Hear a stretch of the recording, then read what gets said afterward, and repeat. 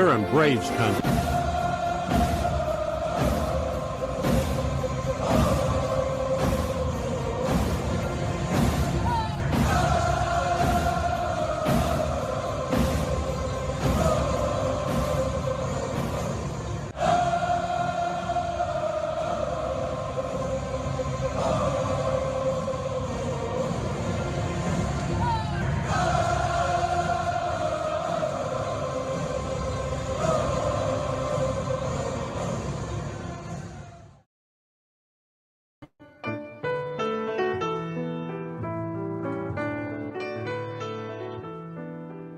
Lineup for Braves Country by D.M. McGee. A is for Aaron, the Hammer and Hank, the real home run king. Take that to the bank. B is for Bobby. Cox never cowered. He'd give Blue quite an earful on his way to the showers. C is for Chipper. Don't call him Larry. He would show up in Shea, the Mets he would bury. D is for David. Justice he'd bring. A Game 6 solo brought Atlanta their ring. E is for Eddie Matthews. 512 bombs away. Lit skies from Boston to Milwaukee to the A. F is for Fred. McGriff dog-biting crime. A fire was lit the day he arrived. G is for Glavine. Southpaw winds and kicks, changing speeds east and west, a gem in Game 6. H is for Harry and his brother George Wright, the father of baseball, Boston pennants in flight. I is for inning, ending double play, Riley to Ozzie to Olsen all day. J is for Jones, Andrew let her fly, and his gloves in center is where singles would die. K is for strikeouts, a plenty from Strider, the quads in the stash, getting swings from that slider. L is for Lopez, Javi to B-Mac, Travis and Smurf, we've been lucky to see that. M is for Mad Dog, he won 355, could swat flies with the changeup and still bust you inside. N is for Necro. He got to the hall by bending and knuckling and floating that ball. O is for Otis. Old Nixon could fly. The catch at the wall baffled our eyes. P's still for Peterson. We were all rockin' pearls. With Eddie and Jorge, we were out of this world. Q is a quandary for why Dale is not in. Murphy MVPs again and again. R is for ranking, the top pitcher's lore. Remember Kid Nichols, 107 WAR. S is for Smoltzy, the big three in the hall. When the game's on the line, you give John the ball. T is for Tyler, Matzik and the gift of 2021, the entire night shift. U is for Chavez, but we say Uncle Jesse. The frames, the release, kept the batters guessing. V is Van Weeren, Skip Carey 2, Don Ernie Joe, the tales from the booth. W is Warren, Spawn Johnny Sane. They'd ride him in Boston and then pray for rain. X is Mazzoni. Yeah, X marked the spot. Leo rocked next to Bobby, and his pitchers stayed hot. Why it makes us feel young, the game's main appeal. Chopping through the battery, there's no better feel. Z is for Zip Boom Bam, Ramalama Ding Dong. Throughout the summer, we sing that song. From AJ to eyeglasses and a hell of a pen. Mad Max, Uncle Charlie, win after win. A cannon from short, and RC you later. Acuna Matata, there is no one greater. Though you can't fit them all when you just A to Z. Think of your favorites in the rafters we see. I started with 3, then 10, 25. 47, 31, and of course 29. Let's not forget 21, 41, 35, the Great 44, or 755, and old number 6, who led his great teams. The pennants were flying. It felt like a dream.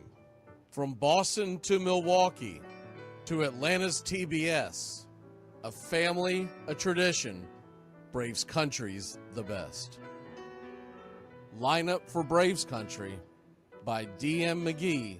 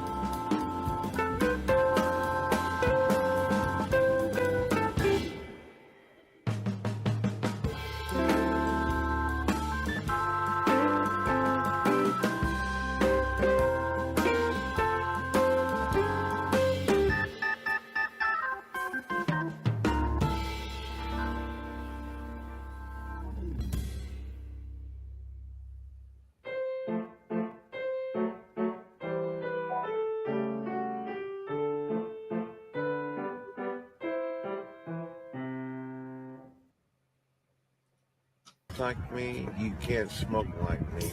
So don't try and be like me. Let's party together.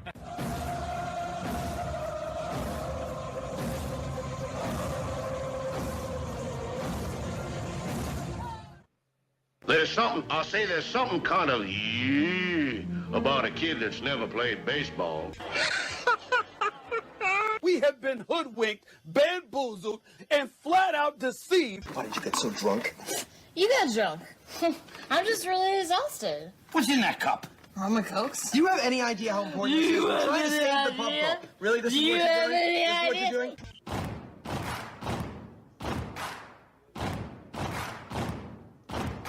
Baseball is a beautiful thing. It's more beautiful in an old park. It's asymmetrical and quirky. But even in a dome with artificial turf, it's beautiful. The way the field fans out, the choreography of the sport, the pace and rhythm of it, the fact that that pace and rhythm allows for conversation and reflection and opinion and comparison. In right field, the crowd is tormenting Strawberries, singing, Darryl, Darryl. Little roller up along first, behind the bag. It gets through Buckner. Here comes Knight, and the Mets win. And there's a fly ball deep to left. It's on its way. There it goes. And the Yankees are going to the World Series. Aaron Boone. Ground ball stabbed by Folk. He has it. He underhands to first for the first time in 86 years. The Red Sox have won baseball world championship. Can you believe it? It's a pastime, something you do. It's entertainment, something you watch. And it's a shared experience, something you talk about and read about. But you can apply those same three criteria to other things. What makes baseball special is that it's the best game that's ever been devised. Smith corks one into right down the line. It may go. Go crazy, folks. Go crazy. Sure as God made green apples, someday the Chicago Cubs are going to be in the World Series. A little bouncer slowly toward Bryant. He will glove it in front of Rizzo. It's inside. And the Chicago Cubs win the World Series. Cubs win. What a lucky break. The good Lord wants the Cubs to win. How can you not be romantic about baseball? If baseball is about caring, about loyalty and rivalry, Braves fans are on their feet hoping for some kind of a bleeder or a seeing-eye single. Here's the 1-2 pitch. Fastball hit high and deep down the right field line. It's going back, back, back. Is it fair? Is it zip, boom, bam, it's gone! Ram-a-lam, ding-dong, a 3-run shot, and your Atlanta Braves have taken a 1-run lead. She's gone, baby! There's a very peaceful thing. It was created and played in pastures and meadows. There's grass, there's outdoors, there's everything that people thought was American and feel about America. You get in a ballpark, and it's the wonder of walking through that dark tunnel and seeing a huge open space where men play the little boy's game.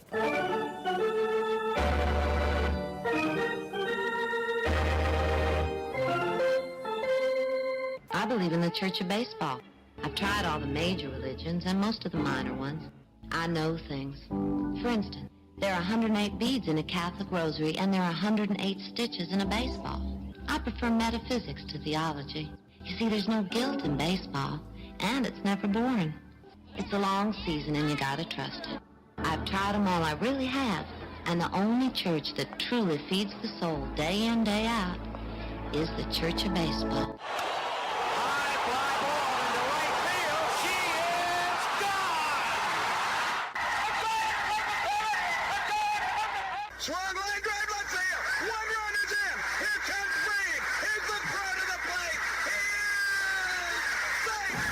you're in Braves country. If there's a bigger thing going on right now, I don't know what it is. We're down to one strike here. Gurriel, the last hope for the Houston Astros. And here's the 0-2 pitch. Swung on, bounced over to Dansby. Dansby fires it over to first. And here comes the dog pile. Fire the cannons in the battery. Do the chop all throughout Braves country. Pop that top. Your Atlanta Braves have won it all. Ladies and gentlemen, welcome. We direct your attention now to home plate. Please remain standing. We call your attention to our bands here today. They will be jointly directed. And now, another fixture. Our national anthem.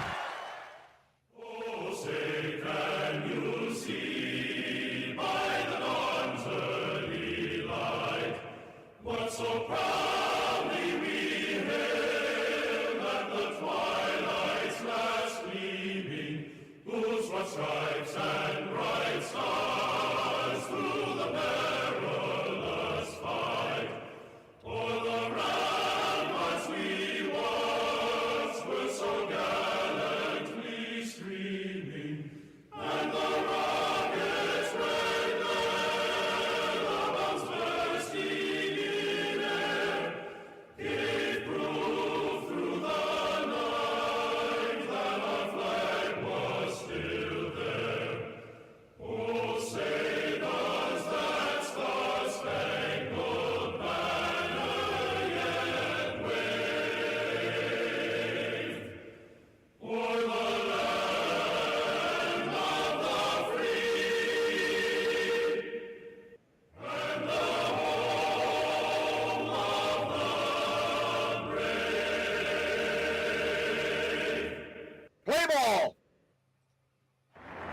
this time, ladies and gentlemen, we'd like to introduce today's teams as participants in this historic game.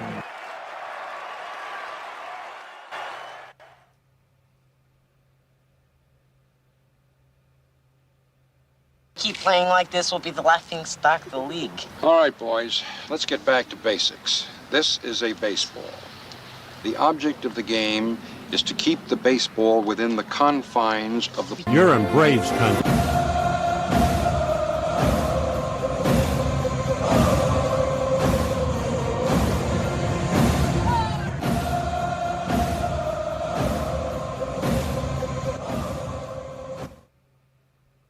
Well, the season's finally here, and the players... Hey, football fans, you ready for the gridiron? Thursday and Friday mornings, the Armchair Quarterback Show returns, 9 a.m. Eastern. We'll be talking college and NFL football, the point spreads, fantasy football advice, and more. Want to catch it live? Become a Country Club member today here on Braves Country Radio. We'll make the replay available to the public later on that day, as we're being broadcasted nationwide on independent radio stations. As a member catching it live, you can ask your questions. We'll answer all. Point spread advice, player props, your fantasy football questions. It's the Armchair Quarterback Show, Thursday and Friday mornings this fall here on Braves Country Radio. The armchair quarterback, he's full of beer and he's full of snacks. The all-American man.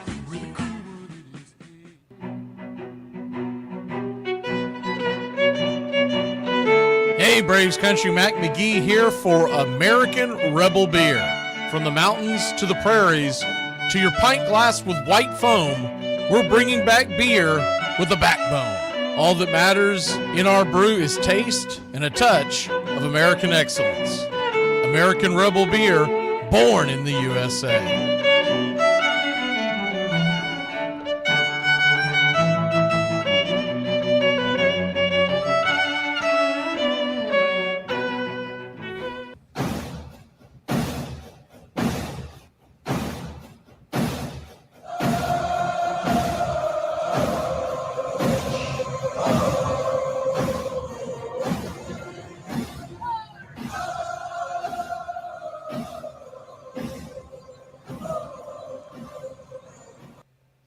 Good afternoon, Braves Country, as we are coming to you live and on a Thursday in a 5-game series, which is a little strange. It's a 5-game series in 4 days. One of them is a makeup day for a rain out from earlier in the season. And the Braves are in for a long haul the rest of the season. I mean, we kind of saw it again last night, but the fact of the matter is you're looking at a lot of games where you're going to see some of these guys going through the motion. You're going to see some guys who are going to be trying to give it their all because they're looking at next year, and we're going to see who's made of what. I feel like we've seen some lazy at-bats from a lot of these guys, and I feel like that all in all, I don't think they're being coached well. We've talked about that in the past, but I think it's even worse now that there's nothing on the line. I think you're starting to see a lot of stuff, a lot of bad habits that they are putting at the plate, and teams that have them on their schedule that are in the playoff hunt, like the Brewers and, of course, the Marlins. I hate to tell you, but it almost feels like these are gimmies.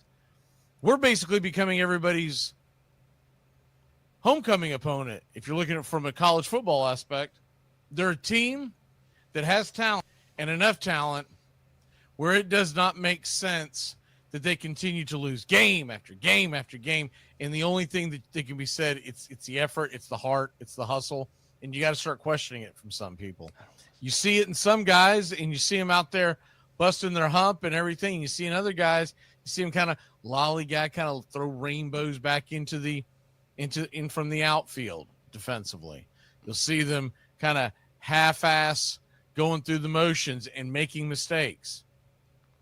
And you can put whoever you want. I don't care who you're trying to draw the lines to. I'm talking about the whole team. And I'm also talking about the fact that they don't get any back. They don't get any play. I don't even feel like Brian Snitker's even paying attention to the goddamn game anymore. That's where I'm at. Because the umpiring that we got last night from Andy Fletcher, and it started out in the beginning. And I went back and read my notes from previous games, and evidently this is a thing with him, is that his strike zone gets progressively worse as the game goes on. Now, what his reasoning is, I don't know, and I really don't care. You're paid to be an umpire the game, and call the balls and strikes the way it's supposed to be called. But you didn't hear one chirp from the dugout. And this is coming from guys that are normally really quiet. Sean Murphy was getting into it with home plate umpire Andy Fletcher. Ozuna finally got a little vocal. He normally just rolls his eyes and he'll say something, he's walking away, but he actually engaged in a conversation. Now, none of it was worth them getting kicked out, warranted getting kicked out over. But I will say this, if they did get kicked out, I wouldn't have been pissed off at them, and it would have been a rah-rah type thing.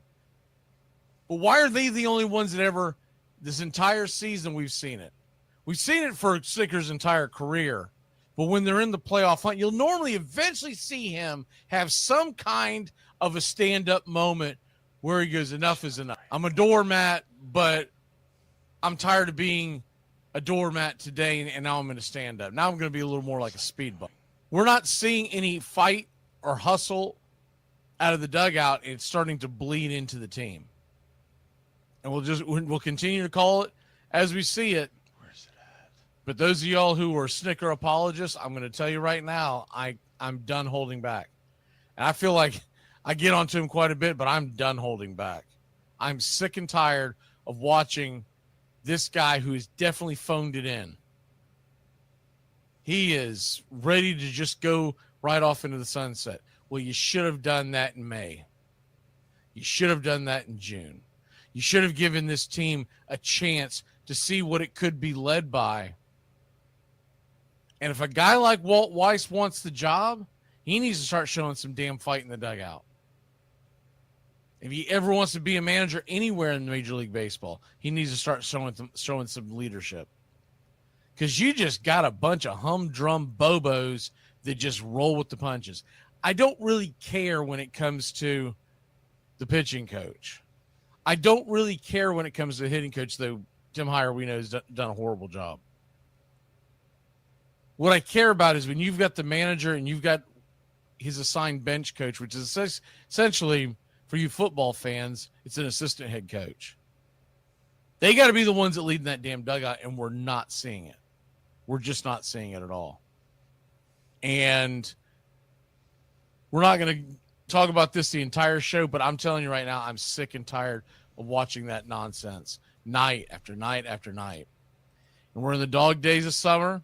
It's hot outside, and I'm going to predict it. Someone's getting kicked out this weekend. I don't think it's going to be a manager, but maybe I'm wrong. Maybe someone will finally step up after getting their head shoved in the damn toilet for over 100 games this year. But we see it every night, and when I watch other games from other teams, and you name the team, there is usually some leadership at a dugout coming out and someone getting madder than hell. You know who I would like to see?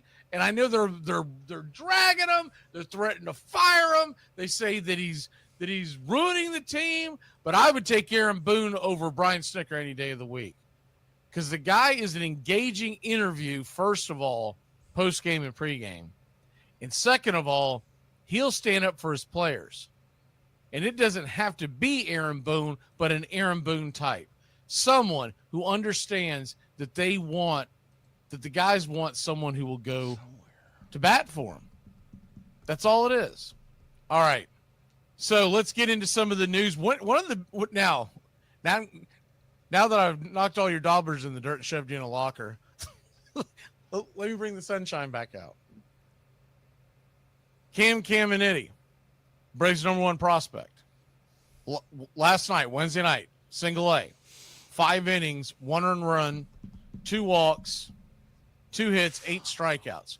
More importantly, not only was that his high strikeout rate, or the high strikeout total of his career, and realize they don't let him throw a lot of innings down there because they don't want to wear out his arm. There's this sense of seeing a guy in single A going out there shoving 8-9 innings, right? But in his career so far, 9 starts in the single-A level, he's got a 2.29 ERA. Here's the big one, a strikeout rate of 12.1 strikeouts per 9. A 208 batting average against, and 51 strikeouts this year versus just 15 walks. That's impressive. He's just an 18-year-old kid. We're not going to see, before anyone starts it, he's not coming up this year. He's not coming up next year in all likelihood. You've seen Stranger Things, but it's not likely. The earliest you could expect him is 2027. It's probably more likely for 2028. But if he continues to shine like that without injury problems, which are always an issue and a concern with a young arm, the future is bright in that Braves rotation. If you can get him to the actual, what in the hell? I just saw a commercial in the background. I don't know what commercial this is. Is it Applebee's? They're doing a Bud Light is the last thing is all I can say. They're doing a Bud Light commercial. All right. If you think about this, if they could somehow fast track him to the rotation in 2027, that means when you lose Chris Sale to free agency, if he doesn't re-sign, doesn't restructure, it seems like he's happy in Atlanta, so he may. That means that you start seeing the future. Now, Hurston Waldrop is going to get the ball this weekend. They can't announce it officially because by the rules of Major League Baseball, you can't announce it until he's on your actual roster, and he's currently not on the roster because he came up and pitched in the Bristol game on Sunday, and he went back down to AAA. But unless something very strange happens, an injury, whatever, Hurston Waldrop, it looks like it's going to be the Saturday night game because so far they have announced that the pitching matchups right now, tonight it's Cookie Carrasco. Tomorrow it's Bryce Elder. Saturday afternoon, they have it listed right now as Eric Fetty. And then Sunday is Joey Wentz back at it versus Quantrell. And, of course, that means that Strider would pitch again on next Tuesday or this coming Tuesday, however you want to say it. The weather looks pretty good. There's a possibility of rain on Sunday, but I think they'll be able to get the game in. So it's a miracle, but I think we're in line for actually getting all 5 games in. When they first announced this as the part of the makeup for the doubleheader earlier in the year, my first thought was Georgia in August, 5 games in 4 days. We're not going to get into the rain out somewhere, but it looks like we might get it in. Like I said, Sunday's iffy. The rest of them look pretty good. You might get a little precipitation here and there, but as far as like an actual rain out, so far the forecast from the National Weather Center looks pretty good. All right, so Waldrop on Saturday night. Why are they doing Saturday night? Because normally the youngsters go on the day game, and they give the veteran the option for the night game. Well, it's very obvious reasons. They know they got a better chance of getting more eyeballs on the TV on a Saturday night game with Waldrop than Fetty. So that's why they would be doing that.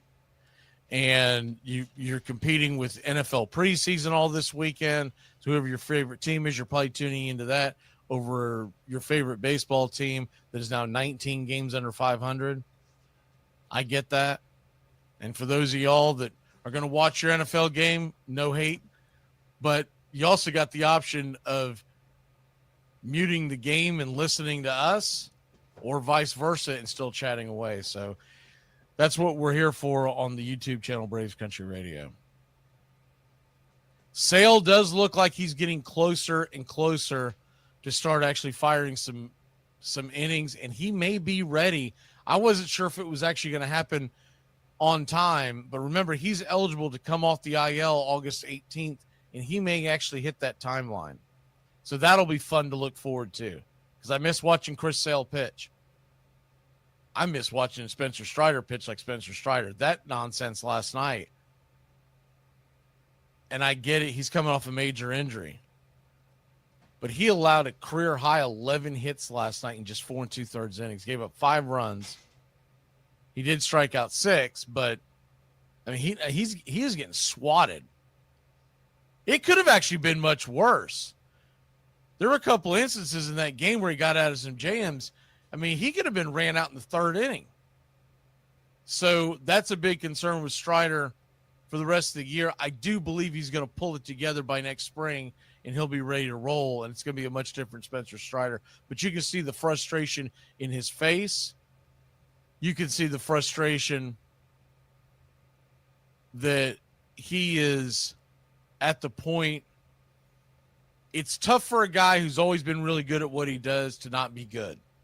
And that's a part of coming back off these big surgeries.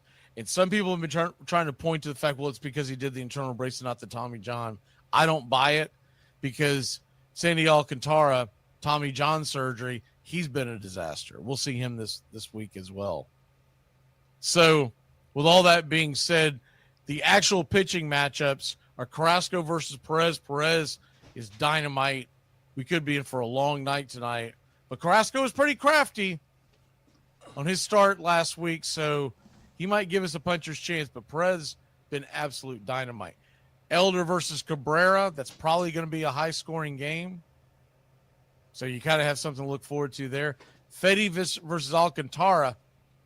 Their entire career, you would never give Fedde a chance, but Alcantara has been up. He's been down. There were a couple of starts recently where it looked like he might have turned it back around.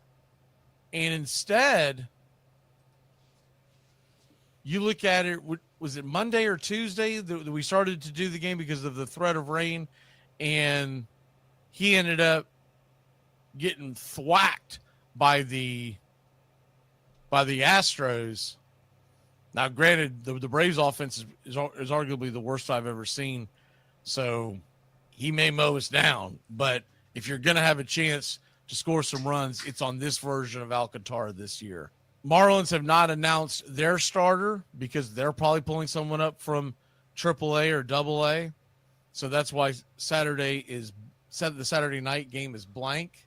Looking at the actual matchup right now, we don't have an actual pitching matchup on Saturday officially, but it's going to be Waldrop versus, and I don't know who the Marlins. There's three different guys that are rumored to bring up. Remember, that game actually means something to the Marlins. They're still in the playoff hunt. And then Sunday, it's Wentz versus Quantrill. And Quantrill can be gotten to. Wentz had a bad outing this past time out. I think he'll bounce back. I think he's solid, but I don't think they can expect him to go out there and pitch 6-7 innings like he did last week against, was it the Royals? It's more likely it's a 4 to 5 inning thing with Wentz. If he can get you to 6, that's great, but you can't bank on it, and you've got to be ready to go get him. If they have a tough weekend, Wentz might be left out there hung out to dry. But it's a day game. He has pitched very well in day games so far with Atlanta. And it honestly, what surprised me the most about the forecast, it wasn't just the lack of rain. It's going to be fairly comfortable in Atlanta in the stands this weekend. It's supposed to be in the low 80s. So that's not too shabby at all. And in the night games, you're going to be talking about getting down around 70 degrees. But as far as those are concerned, I no longer care about if we're going to win the series, because what does that do us? It would be nice to win a 5-game series at home. It'd be nice to give that to the fans. And it'd be nice to win some games, but I'm more looking at the development of Waldrop this weekend. And I want to see more from Wentz. I want to see if Wentz is something that we can actually lean on next year out of the bullpen. I don't think he's going to be slotted to be a starter, but you could keep him stretched out to where he could give you 2-3 innings in a swing game of a bullpen game next year. And then the other thing would be, look, they're not likely to bring Carrasco back. They're not likely to bring Fedde back. So you don't worry as much about their development. But we got to see something a lot better from Bryce Elder. A lot better. Or it's going to be time to start looking at, because right now what he is he is depth in the starting rotation that you leave down in the minor leagues.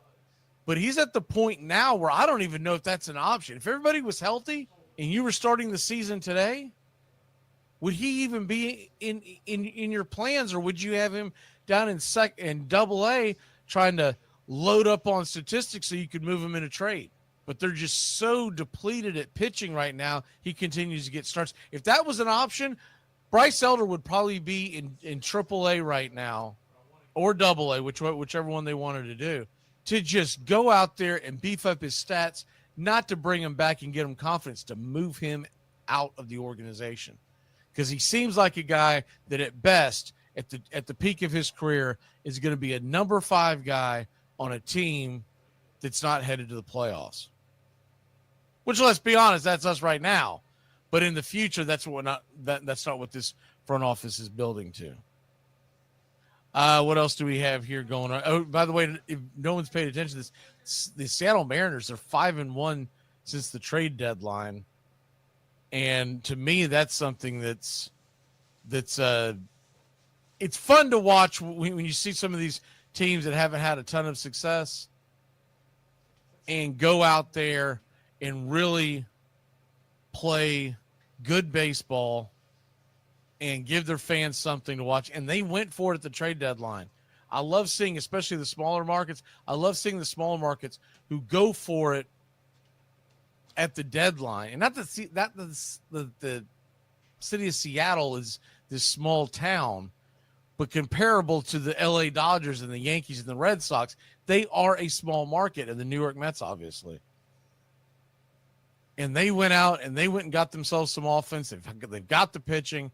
And if you're looking for a fun team to watch late at night after the Braves are done and you're watching games, look at the Seattle Mariners. We're going to try to carry some of their games as we go into double headers going into next week. I don't have it in front of me, but I believe we've got a double header on Monday, I believe is the next one we have scheduled. And I believe there's one next Friday. Now, the doubleheader this week is obviously the Braves Marlins doubleheader, but we are doing doubleheaders that have nothing to do with the Atlanta Braves in the second half of the season. Late night games out on the West Coast, and some of them aren't on the West Coast. Some of them are going to be right before the Braves start. Some of them, if the Braves are playing a day game, it's a twin bill in the afternoon, that kind of thing. I know we've got the one that's coming up. I believe it's towards the end of August, where the Cubs and the Brewers are playing a makeup game on a Monday afternoon, and we're doing that game first, and then we're doing the Braves game second. The other thing I wanted to point out, and you think about this, just the direction, and you got to put some on Anthopoulos. I can't put it all on Snicker. He's in charge of running that ship. Now, I know his hands were tied this year to a degree, but even still, Miami Marlins, their hands were tied. We are 9 games behind the Miami Marlins. 9 games behind a team that's not even going to have a third of our payroll. So the idea that it's all money is wildly wrong. 9 games we're behind them. And the last time that we saw them, and it hasn't been that long ago, we were a few games in front. Because I remember the big thing was we were fighting to see, all right, win this series, get some momentum, blah, blah, blah. And a lot of folks who kind of rolled their eyes and goes, whatever, man, it's over. This is when we're like maybe 60 games into the season. And you see the Marlins now, and they're creeping up the standings. They're playing meaningful games in August and could have meaningful games in September. And if you're a Marlins fan, that's getting you to your college football or your NFL team of the Dolphins. And that's all you can ask if you're down in that area. You're not necessarily a Dolphins fan, but that's the team that's down there. And so Braves don't have that. That's why a lot of Braves fans are chomping at the bit for the pretend football game that's being played this weekend with the Falcons, because they want something to watch that they can care about and pretend like it actually matters. Now, that doesn't obviously pretend football doesn't matter, but folks are going to watch it. They're going to watch it before they're going to watch the Braves 9 games behind the Marlins. And that's got to be fixed by next year, because you can't have multiple seasons, not with the way that this team was constructed and not with the contracts. You can't have it. If you do it, you play this game again next year, fans are going to start leaving in droves. We're not getting great attendance right now, but a lot of those tickets have been bought season tickets I'm talking about, and folks just aren't coming to the game. They might give them away. They might go, I'm not fighting the traffic. Are you now? Or I'm staying at home. And you'll see them more on the weekends just because families want something to go do on the weekends. But if you're not filling up the stands in the Tuesdays, the Wednesdays, the Mondays, the Thursdays, that's going to affect your overall pocketbook the following season. So they better get it together this offseason, because you can't do it back-to-back years. And think about this. If you have another crummy year, you're going to be going into the collective bargaining agreement, which I believe is going to have another strike/lockout, whichever one. And I think it's going to be fairly lengthy. They'll probably get the full season in, but there's going to be a lot of disgruntled fans going, you're going to strike and we're not even winning ball games. So they better get it together this offseason. They know that. They're going to spend money, but they better spend it wisely, because it's going to be a complete reset from what you're looking at now. And it needs to start at the top with who's running the dugout. But then also, I think they need to bring in some personalities into that locker room that are able to lead. Because right now, we've got a bunch of betas in that locker room. And that's not a winning mentality. You can have betas in your locker room, but you got to have the alphas that go, let's go, let's run through that damn wall. You can't have everybody going, oh, after you, no, after you, no, after you, no, after you. And that's what we've got right now. We don't have a single leader that doesn't throw the ball. From the pitcher's mound, we don't have a single leader in that locker room. Not from what we can see. You name a player on that team, there is nobody that you say, hey, man, that guy really seems like he takes the reins and leads by example. Not even Acuna. That's the closest thing you've got. But Acuna is more of just a showman on the field. Off the field, he keeps to himself. He's quiet. He goes home. Nothing wrong with that. But they've got to get some people that are going to go in and go, guys, we are here. We are the Atlanta Braves, and that ought to mean something. Get your head out of your ass and let's go through that wall. And it's got to be someone who's on the field every day, because you can't just get it from your pitchers. Chris Sale is a leader, but, man, he can't lead every day. He can lead once every 5 days. Spencer Strider, when he's on, he's a leader. But once again, it can't just be your pitchers. We've got to get some guys in the field. And they don't have to be the best player, but they've got to be the best personality. We're going to get out of here. See you tonight. First pitch, 7:15. Braves and the Marlins, game 1 of a 5-game set. It's Cookie Carrasco tonight against Yuri Perez. And you're going to see a very, very talented young pitcher for those Marlins. He has been lights out. We'll see you.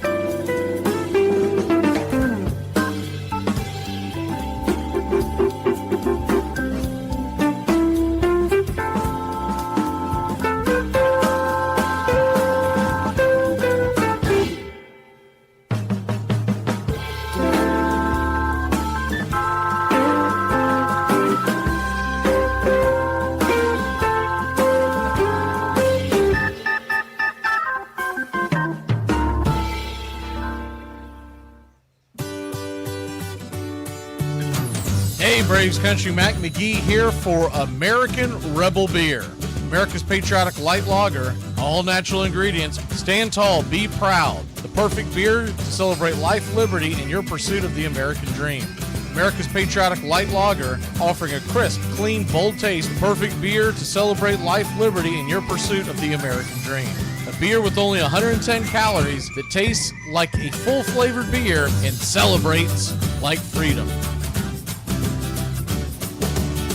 Well, the season's finally here, and the players... Hey, football fans, you ready for the gridiron? Thursday and Friday mornings, the Armchair Quarterback Show returns, 9 a.m. Eastern. We'll be talking college and NFL football, the point spreads, fantasy football advice, and more. Want to catch it live? Become a Country Club member today here on Braves Country Radio. We'll make the replay available to the public later on that day as we're being broadcasted nationwide on independent radio stations. As a member catching it live, you can ask your questions. We'll answer all. Point spread advice, player props, your fantasy football questions. It's the Armchair Quarterback Show, Thursday and Friday mornings this fall here on Braves Country Radio. The armchair quarterback, he's full of beer and he's full of snacks.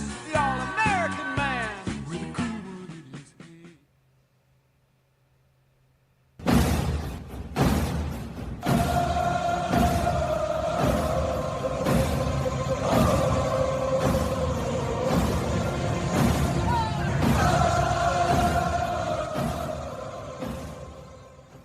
On a beer?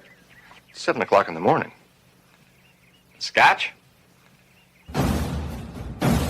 Hey, howdy, hi, and how the hell are you?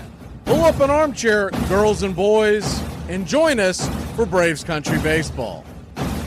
You're listening live, and the scene is Truist Park in Atlanta, Georgia. And we're set to bring you pitch by pitch, play by play of your Atlanta Braves. Hi, I'm Mac McGee. Here's your starting lineups for today's action. Leading off and playing second base for the Miami Marlins, Xavier Edwards. 1 home run, 29 RBI, 18 stolen bases, batting .298. Batting second, playing left, Kyle Stowers. 25 home runs, 71 RBI, 5 stolen bases, batting .294. Batting third, the designated hitter, Augustin Ramirez. 17 home runs, 51 RBI, 7 stolen bases, batting .243.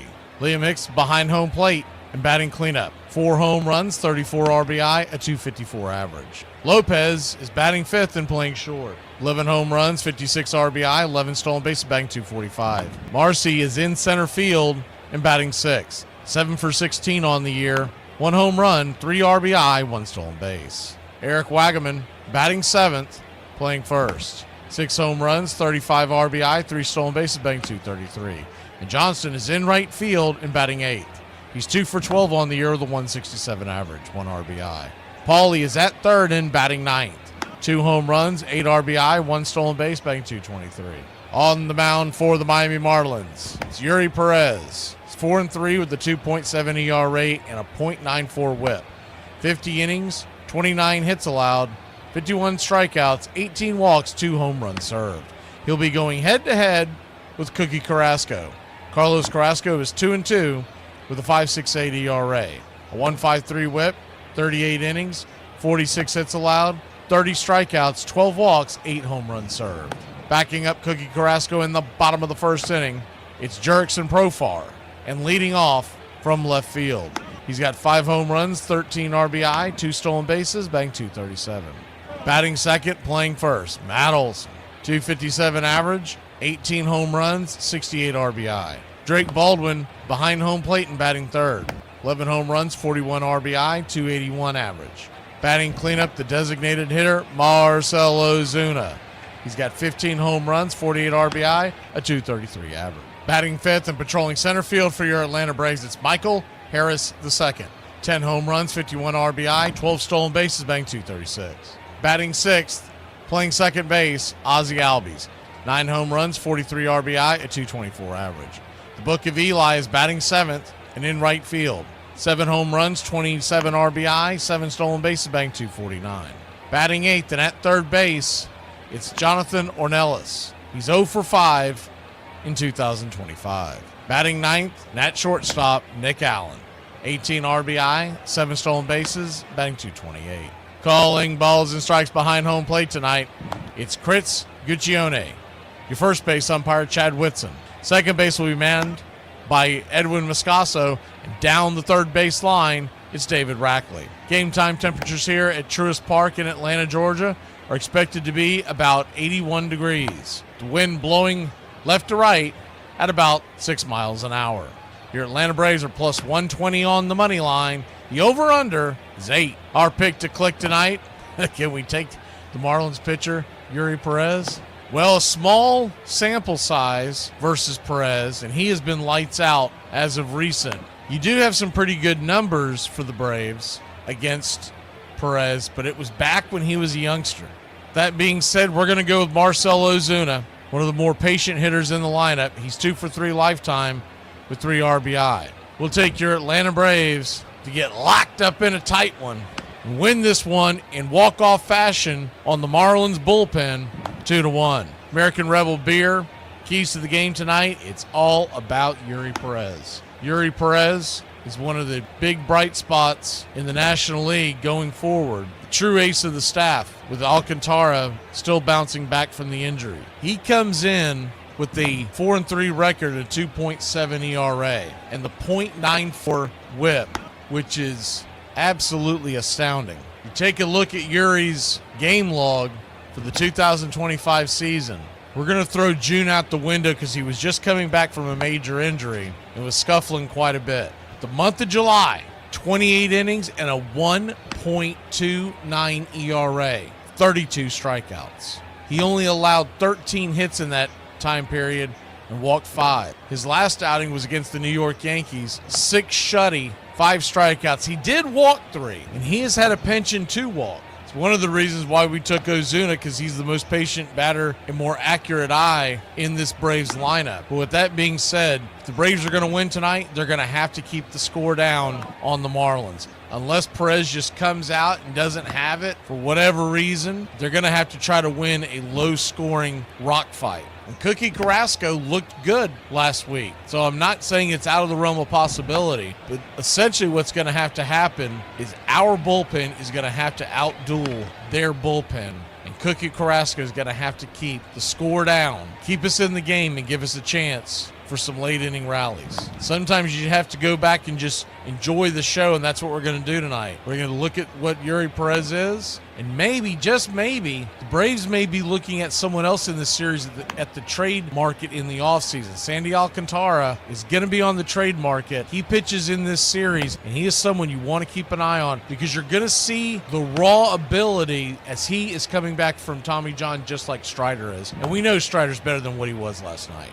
And we also know that the Marlins are willing to trade in division. Jesus Luzardo came from the Marlins and is at Philadelphia. That happened just this past offseason. Put your click in the chat, slap that like, and let's get ready, Braves Country. We'd like to thank everybody for choosing Braves Country Radio, and a special thanks to all the country club members. Please like on your way in and subscribe, set those alerts, and share Braves Country Radio to help build the crowd so we can continue to bring you the classic call of Braves Country Baseball. Well, it's about that time. Grab you a cold one. Find you an armchair. Atlanta Braves Baseball right here on Braves Country Radio. Your modern-day superstation is in its 5th season of bringing you pitch-by-pitch, play-by-play of your Atlanta Braves and our one-of-a-kind production. Take us anywhere you go for over 170 Atlanta Braves ball games. Please like and subscribe today. Join the Country Club. Thank you to all the Country Club members. You help support Braves Country Radio. Get this bus moving. Stop. Come back. Too late. Roll call! Yeah, roll call! You're in Braves country.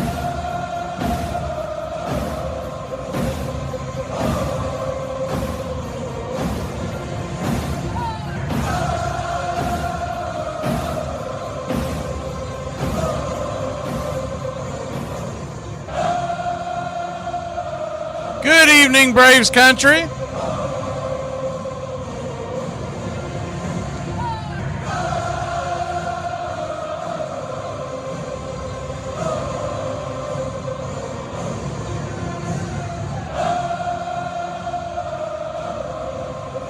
Hopefully we'll have some folks in here tonight. I don't know, with all the football going on and the Braves struggling. We'll see what happens. Sure, there'll be some latecomers. We're just going live on our radio outlets, Braves Country Radio in YouTube, for those of y'all who might want to catch it over there. As my understanding, they were late putting out the information, but that's all right. Let's see who we got in roll call. And if you jump into Braves Country Radio, say hi to us. All right, let's see what we got going on here tonight. Cookie Carrasco on the bump. He pitched pretty well last time. I'm looking forward to this. And I know Perez is going to bring it tonight, so it should be a good old-fashioned pitching matchup. We just got to make sure not to fall behind big and early. We'll have a chance. Good to see everybody in the chat. We got Braden. We've got Country Club members Tree Nug and Willis Mathis. What you talking about, Willis? Tim's in here as well. What you talking about there, Mark Ricky Ricardo? Justin Green in here.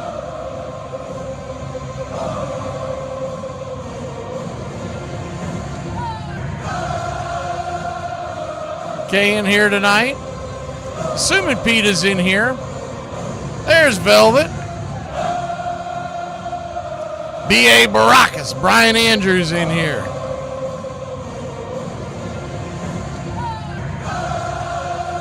Uncle Charlie Fritz, I don't know if you saw my message or not, Charlie, but appreciate the channel support. We got the verification today.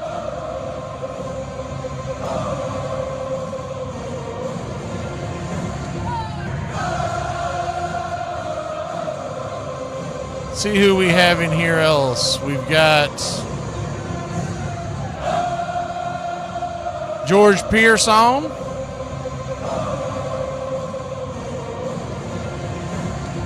John, Country Club member. The old Buffalo Bill himself. My man Nathaniel Brooks in here tonight. Timothy Moore from Muncie, Indiana. Why do I know that name? Is it the Muncie? Is that where one of the colleges based in Muncie? I know that town's name for some reason. It's famous for something. Gary the Real McCoy, Country Club member.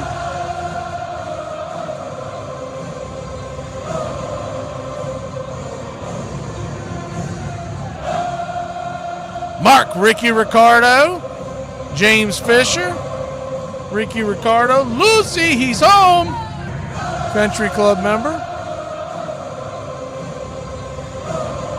I think I've got everybody. I see you, Velvet. Anybody else we missed, jump in here. We're going to take a quick break when we come back. Pitch by pitch, play by play of your Atlanta Braves. There's Edward Spry. He's alive. I haven't seen you in the chat in a while. I don't know if you've been here or not, but welcome back. Your dreams are your ticket out. If y'all remember that song. Welcome back, Carter theme song. Anybody? No? Is this thing on? All right, we'll be back in a flash. Braves and Marlins. Travis Oswalt's in here. Make sure to put your picks to click in so you can assert dominance over the herd when you get it. Hey, there's Nate the Great. Pretty sure I got Tree Nug. We'll be back in a flash, y'all. Hey, Braves Country, Mac McGee here for American Rebel Beer. America's patriotic light lager, all natural ingredients. Stand tall, be proud. The perfect beer to celebrate life, liberty, and your pursuit of the American dream. America's patriotic light lager, offering a crisp, clean, bold taste. Perfect beer to celebrate life, liberty, and your pursuit of the American dream. A beer with only 110 calories that tastes like a full-flavored beer and celebrates like freedom.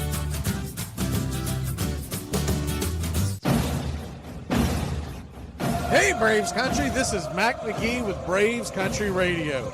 We are bringing you pitch by pitch, play-by-play of your Atlanta Braves all year long. Join the Country Club today. Help support Braves Country Radio. Join the Country Club today. It helps us bring you more of the game we all love. Braves Country Radio, your home for the classic call of Braves Country Baseball.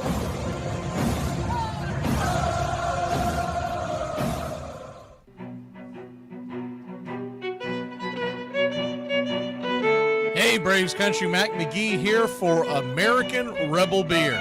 From the mountains to the prairies to your pint glass with white foam, we're bringing back beer with a backbone. All that matters in our brew is taste and a touch of American excellence.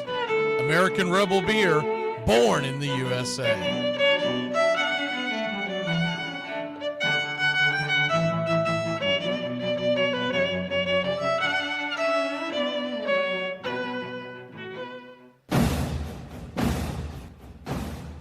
Ladies and gentlemen, we interrupt our program of dance music to bring you a special bulletin from the radio news. Sit quietly and we will control all that you see and hear. There is nothing wrong. You are about to participate in a great adventure. You are about to experience the awe and mystery. You unlock this door with the key of imagination. Beyond it is another dimension, a dimension of sound, a dimension of sight, a dimension of mind. You're moving into a land of both things and ideas. You've just crossed over into Adventures in Time and Space. We offer you Braves Country Radio, your home for the classic call of Braves Country Baseball. Hi, folks. Join us now for another Braves ball game.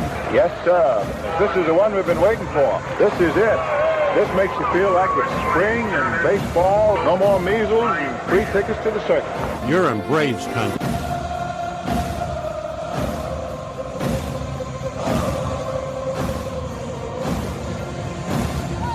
This is a reminder, disorderly conduct will not be tolerated. Please respect your fellow fan and refrain from any unruly behavior. Failure to comply with these guidelines will result in ejection.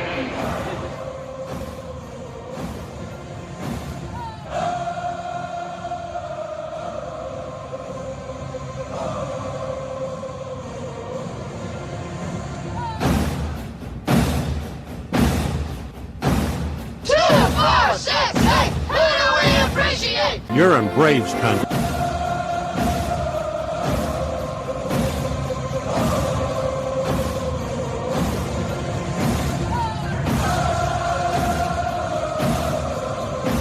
Good evening, Braves Country!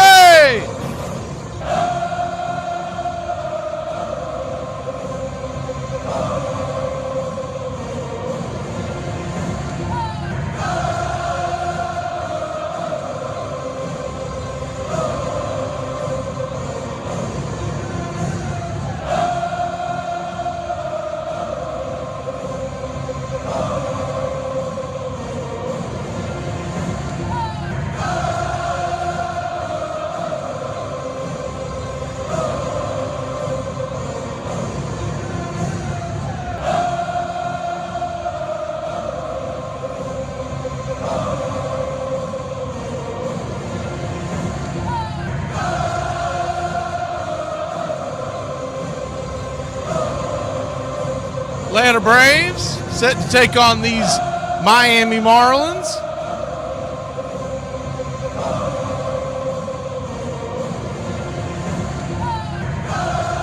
Seventh inning stretch one up there this time. Haven't seen that one in a while.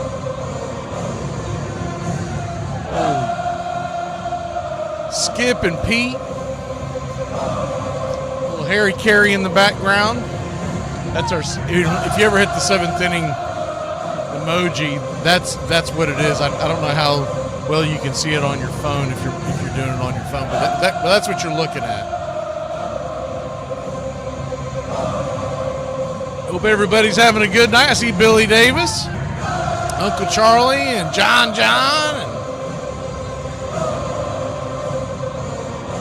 and everybody seems to be locked and loaded. We're the only game in town except for the game that started a little earlier than this. You've got the Pirates and the Reds. I believe there's a late game tonight. And then they got the pretend football games on all weekend. Something happens, we'll give you an update, but we won't give you an update on the scores. I don't think those really matter. Unless we get really bored. You're worried about the scores of those games? You might want to check in with your sponsor, Gamblers Anonymous. Talking to you, John.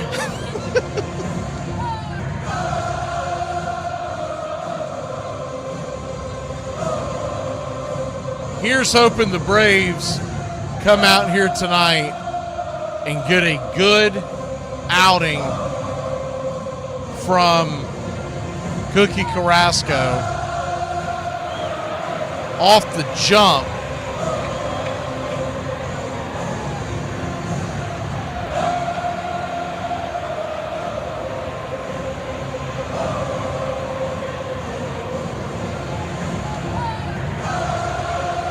They don't end up falling behind early, because this Gary Perez, I'm telling you, the more and more I've looked into his numbers, especially his recent numbers, my word.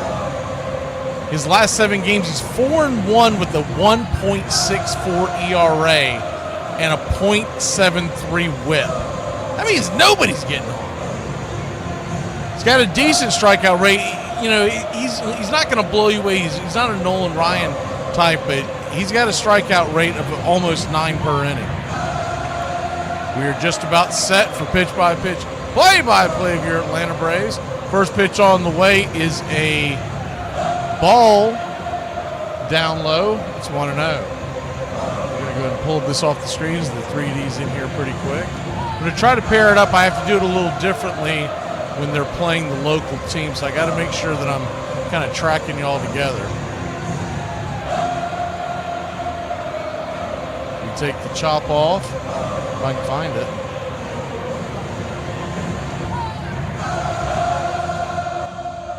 All right, there we go. The 1-0 misses outside wide, 2-0. So a 2-0 count. Swing and a miss, 2-1.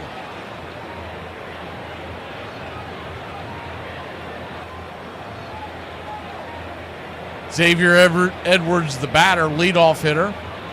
Saw some big news. I meant to mention it during the Braves Country today, but we'll talk about it tonight. History is being made this weekend in Atlanta as the 2-1 off the plate. 3-1. So a 3-1 count. Righty-lefty matchup. Infield is back and to the right.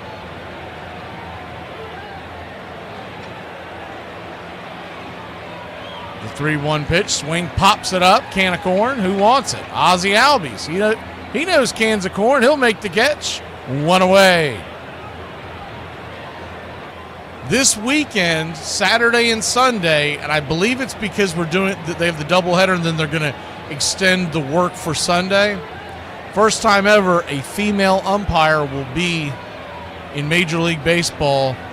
I don't know if she's going to be calling the balls and strikes, but she will be at the Braves Marlins series. First pitch on the way is swung on and chopped down the first base line by Stowers. Matt Olson will step on the pillow. 2 down.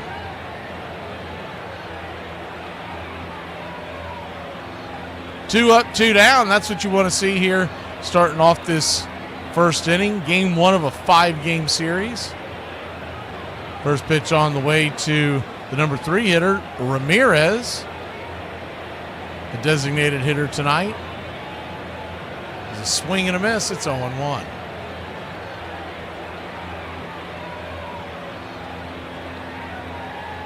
Carrasco, 7 pitches into the evening. I think I've got it pretty well paired up. The problem is as the 0-1. Swing and a miss, it's 0-2. Problem is if I do my local, the FanDuel here, it is miles behind I don't know if y'all have that same issue in other places around the country, but it's miles behind what you get. The 1-2, or 0-2, down and in, 1-2. So a 1-2 count, righty-righty matchup. The pitch on the way, swing, chops it over towards third. The newcomer, Johnny O, as I like to call him, fires it over to first, and it's a 5-3 putout. That'll end the inning. Marlins go down 1, 2, 3. It's time to fry some fish here in Hotlanta. Now, I hope you're happy. According to Betsy at the switchboard, we've logged over 50 irate calls. 50? Yeah, you broke my record. The most I ever got was 35 when I did that commentary. Lady umpires, finally a chest worth protecting.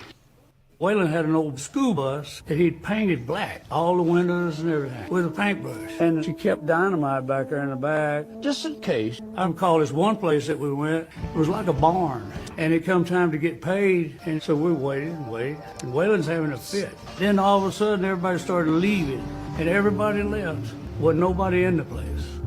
It was just empty. And Waylon said, you know, we waited long enough.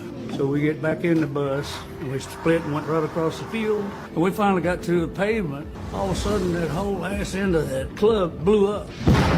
I don't know how he made sure everybody was out or what. If there was a possum in there, I imagine he went flying. We need to throw a big-ass party because I need to be amongst my friends. Let's call the crew. Let's round the boys up. Round the crew up! Let's have a kick-ass party! We got the diary! And the boys are back in town! Get down! I have 2 numbers in my phone. Huh. But Earl Weaver's Orioles, the best team in baseball that year, were waiting for them in Baltimore. Few gave New York much of a chance.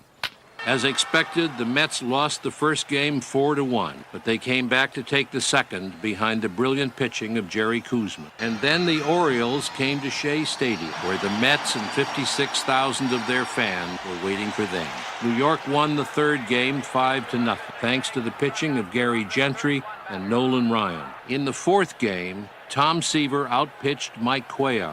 To everyone's amazement, the Mets now led the series 3-1. They needed just one more victory.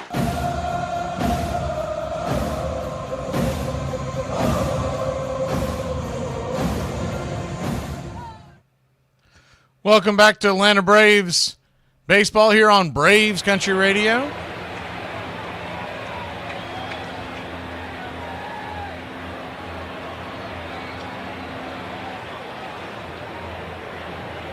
Yuri Perez goes to work. Righty-lefty matchup. Profar the batter. The first pitch on the way. 98. Oh, my word. If we're going to get those calls, it's going to be a long night. It's 0-1. Pitch was off the plate. It's not indicative of what you're seeing on your screen. It was about 2 inches to the outside of that. The 0-1. Swing and a miss. Oof. It's 0-2. So an 0-2 count.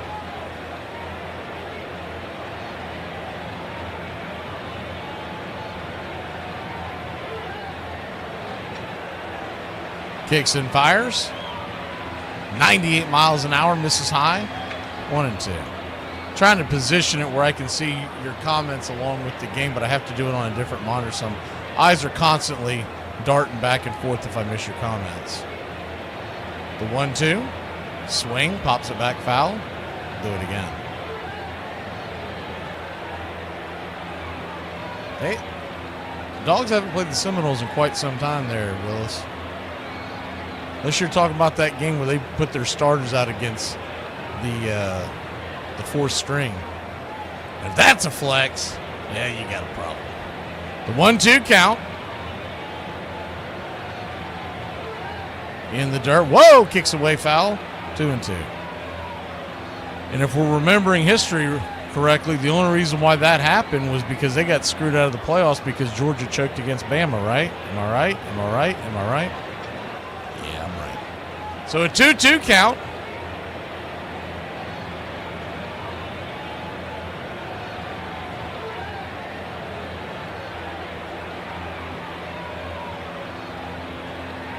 Kicks and fires. The pitch on the way. Swing, chops it over to first. It'll be a G3 in the scorecard. What a way.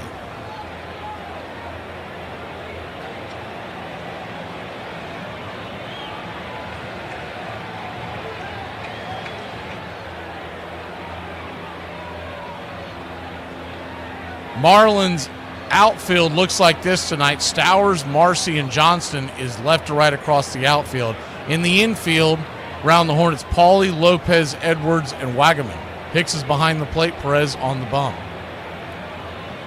Matt Olson, your batter. First pitch on the way. High heat on the outer edge. It's 1-0.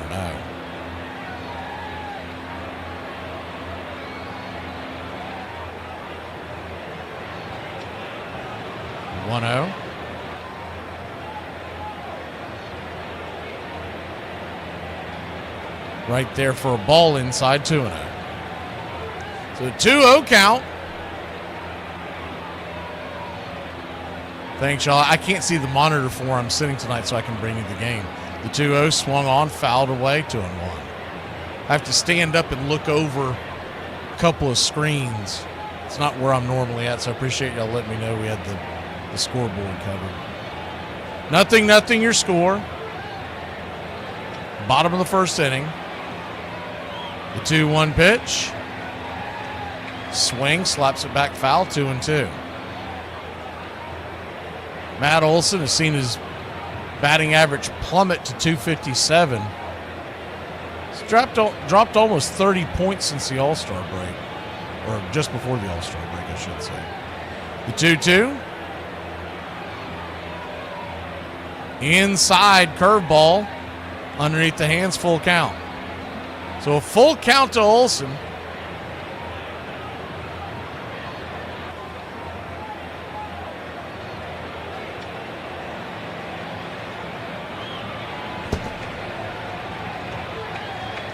The payoff pitch. Swing! Fouls it down the line. We'll do it again.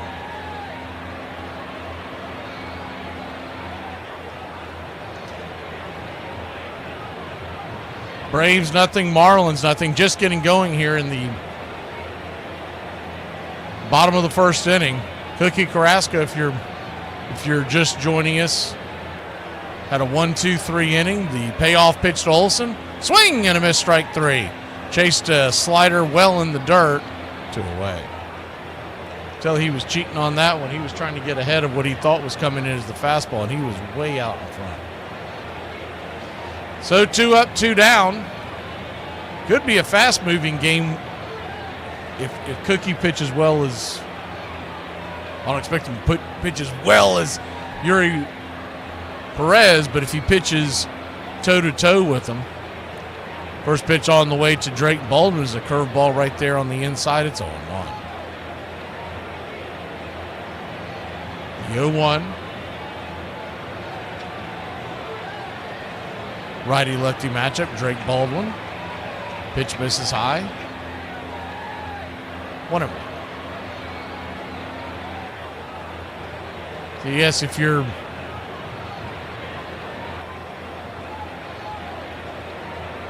the 1-1 count. Swing! That ball's lifted high. Deep into right field. Get up, get up, get up, get up. She is gone! Zip, boom, bam, ram-a-lam-a, ding-dong, and your Atlanta Braves have taken a 1-0 lead. He barely got it over the wall, but he got it, baby. 404 happy feet. That might be generous. You don't like the Drake? I love the Drake. 12th home run of the year. 42 RBI. Who's the Drake? 102 miles an hour off the bat. Just scooped it and dipped it over the right field brick wall. Well below the chop house. First, maybe second row. And the Braves jump out early. We needed that. First pitch on the way to Marcell Ozuna is a four-seam fastball high and inside. It's 0-1. The 0-1. Brings it. Right there at the knees. 1-1. So 1-1 count.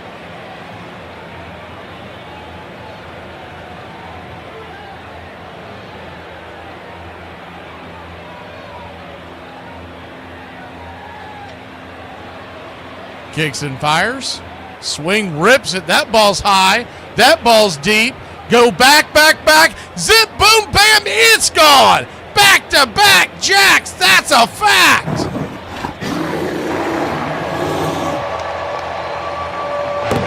dong, that pitch is dead.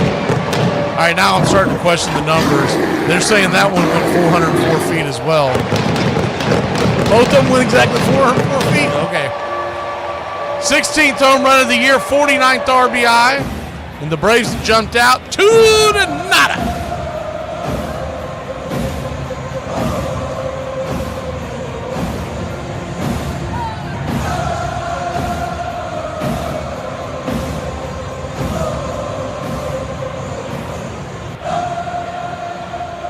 Michael Harris is second, the batter. First pitch on the way, pops it up. Can of corn. And that'll kill any chance of back-to-back-to-backs, but not before your Atlanta Braves put 2 on the board. Atlanta 2, Miami nothing. We will head to the top of the second. If y'all see me walking barefoot in downtown Nashville, mind your business. First time I was on tour, I was about 20 years old. I was with Buddy Holly. With Buddy Holly? Yeah, and in fact, that's the farthest I'd ever been away from home. It was in New York City, and they saw me coming really well. I went to this restaurant there, and this woman come up and she, what can I do for you? And I really, bologna and cheese, and beef is just about it with me. I didn't know nothing about corned beef and all that stuff, and it was delicatessen, so I ordered a sandwich. And she brought it to me. And I didn't like it at all, so I just took one bite, and I was sitting back, didn't want to make no noise or waves. She come over and said, okay, I'll charge you for just half a sandwich and give you another one. What'll it be? They still didn't have no bologna, I ordered another one, and I didn't like it either, so I put it in my pocket. You put it in your pocket? In my pocket. I didn't want to make her mad, man. But the next day, the Orioles took an early 3-0 lead. Then, in the bottom of the 6th inning, Cleon Jones of the Mets alleged he had been hit in the foot by pitcher Dave McNally. The umpire hadn't seen it. He hit him? Oh, he hit him. How wonderful. Amazing. It's amazing. Hodges called for the ball and pointed to a minute speck of shoe polish. Jones went to first. And here comes Earl Weaver. You could bet on that. Next up was Don Clendenin. Deep left field to the warning track. His home run into the left field stand scored Jones and brought the Mets to within 1 run. McNally ahead on War. In the 7th, Al Weiss, normally an easy out, somehow managed to hit a home run to tie up the game. This game has 3 runs apiece. In the bottom of the 8th, 2 Met doubles and 2 costly Baltimore errors put New York ahead for good.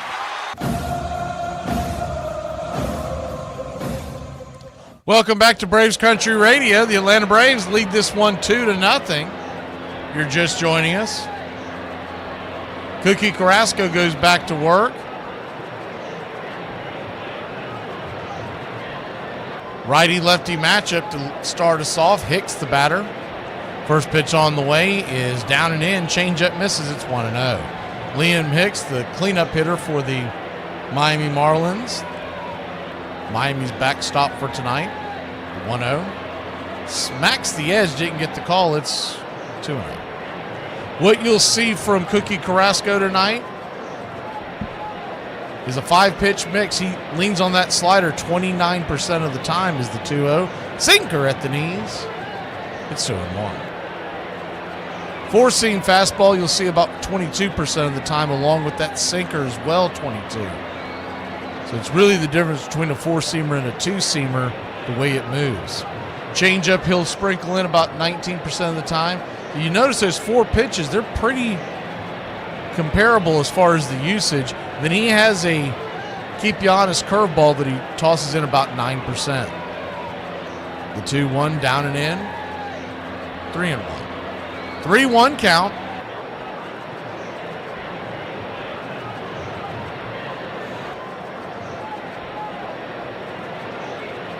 Brings it. Outside wide ball 4, so he loses that batter. 1 on. Nobody out.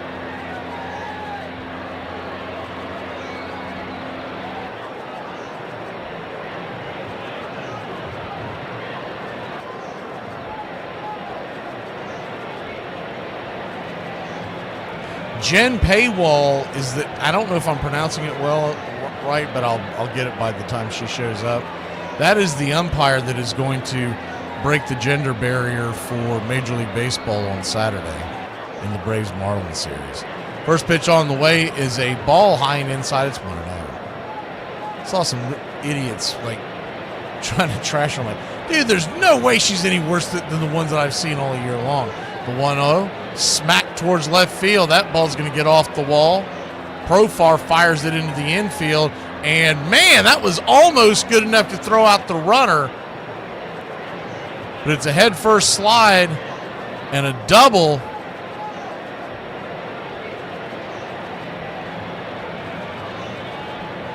Roped it over the head of Profar. He played it off the wall, and it was a perfect throw. I don't think Ozzie believed that the ball was going to be there as quickly, close to beating the runner. He might have got himself in a little better position, but nonetheless, 2 on, nobody out, runners on second and third. The Braves lead 2-0. And Marcy, the batter, first pitch on the way, down and in. For a ball, it's 1-0.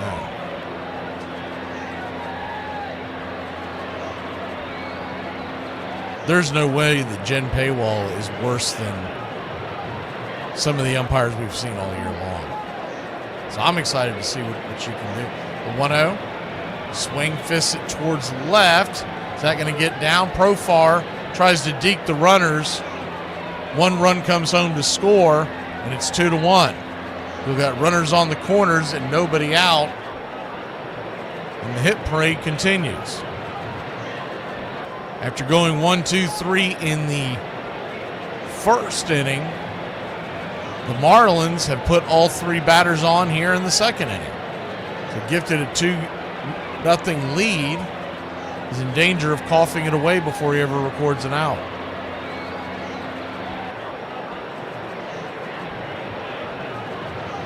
Runners on the corners, and the runner goes and down to second base, and it is stolen. So the Marlins once again have runners on second and third and nobody out.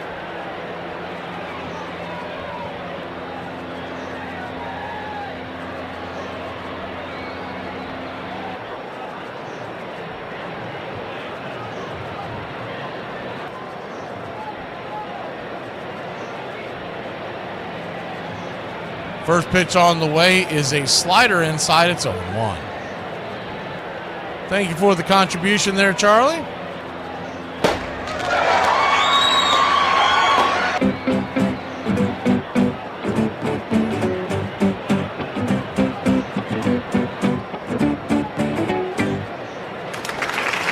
Two down and away, 1-2.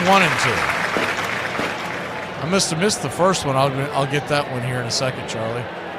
Appreciate the generosity and helping Braves Country Radio. So a 1-2 count, runners at second and third, nobody out.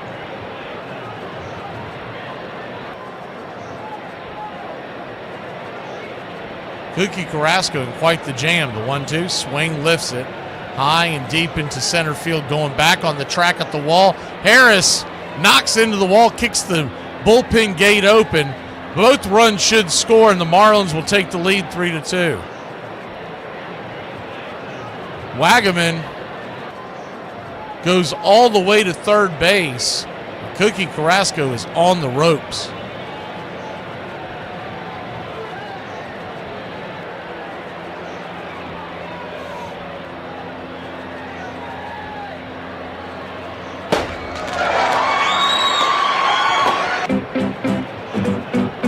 Thank you for the generosity once again, Charlie.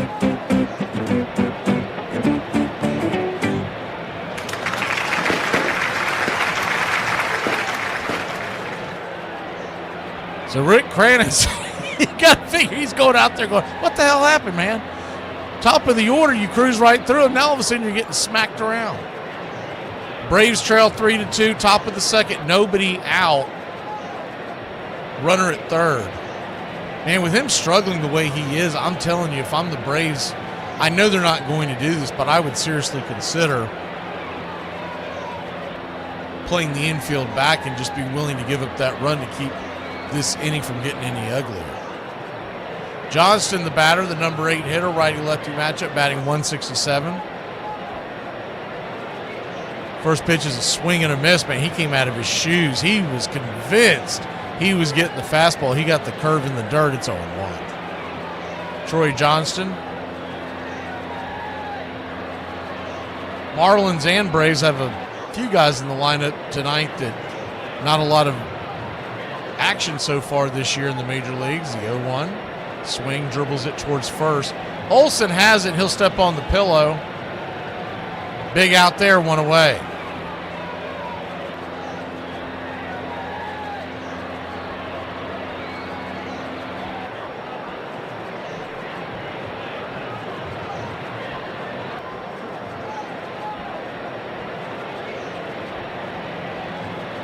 One on, one out, runner at third. Infield will stay in. The number 9 hitter, Pauly, coming to the plate. Graham Pauly, 223 batter. Righty-lefty. He'll smack the curve there on the outer edge. It's 0-1. Good pitch there by Carrasco.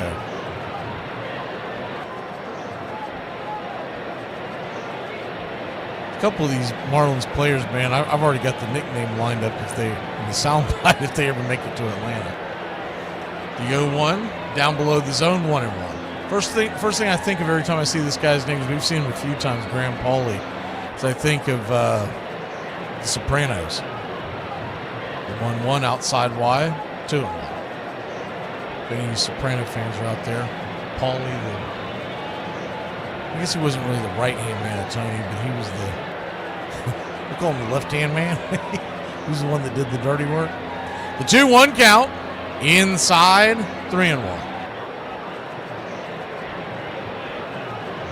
Braves trail 3-2 after 2 back-to-back jacks in the bottom of the first inning off of Yuri Perez.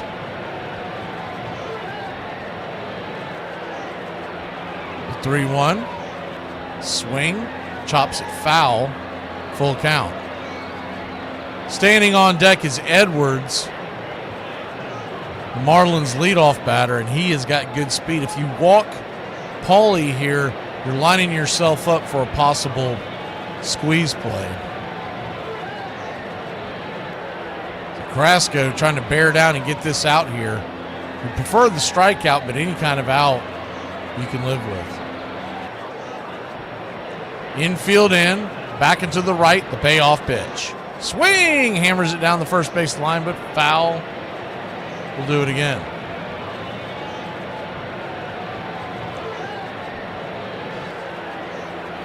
Football season being back, the Armchair Quarterback Show returned this morning with the NFL show. Tomorrow we'll do college football futures, leading you up to Labor Day weekend. The payoff pitch, swing. That ball is belted down the right field line, and she is gone. A hanger and a banger. It's 5-2 Fish. Good Lord. This is what you kind of expect when you pick a veteran pitcher up off the trash heap. We didn't give it anything up to get him.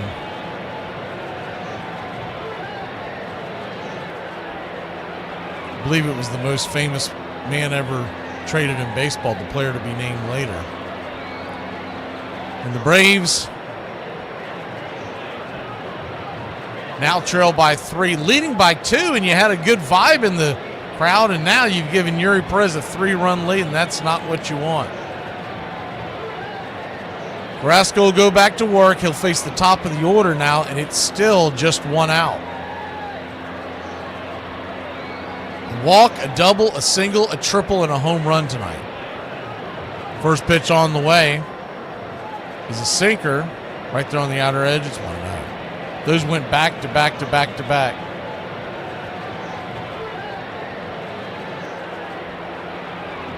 The 1-0. Swing, pops it down the left field line. Profar will make the catch for out number 2.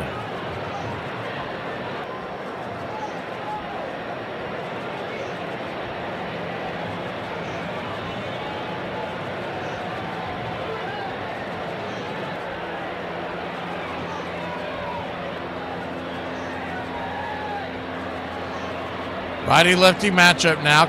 Stowers, who came over in the trade from Baltimore last year when they sent Trevor Rogers. First pitch on the way is a four-seamer off the edge. Just misses the call. It's 1-0.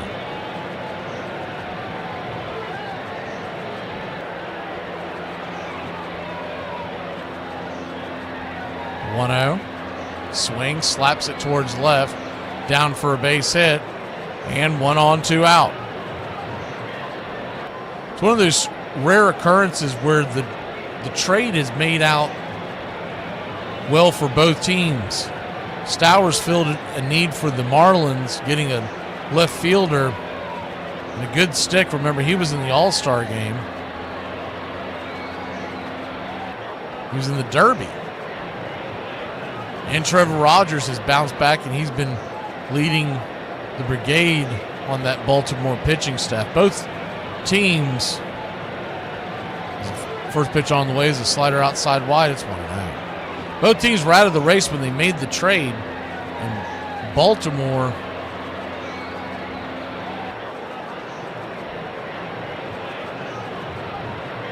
they're not going to make the playoffs this year, but Rogers could be a real asset next year. 1-0 down and in, 2-0. So a 2-0 count.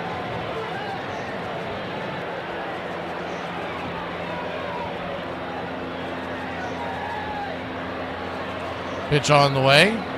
Change up inside, 2-1.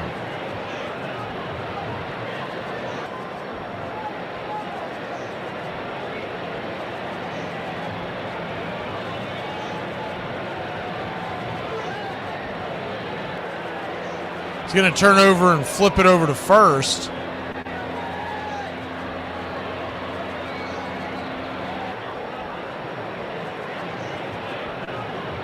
Carrasco about to throw his 40th pitch. The 2-1 pops it up high in the sky. Very shallow left field. Nick Allen has it, and that'll end the inning.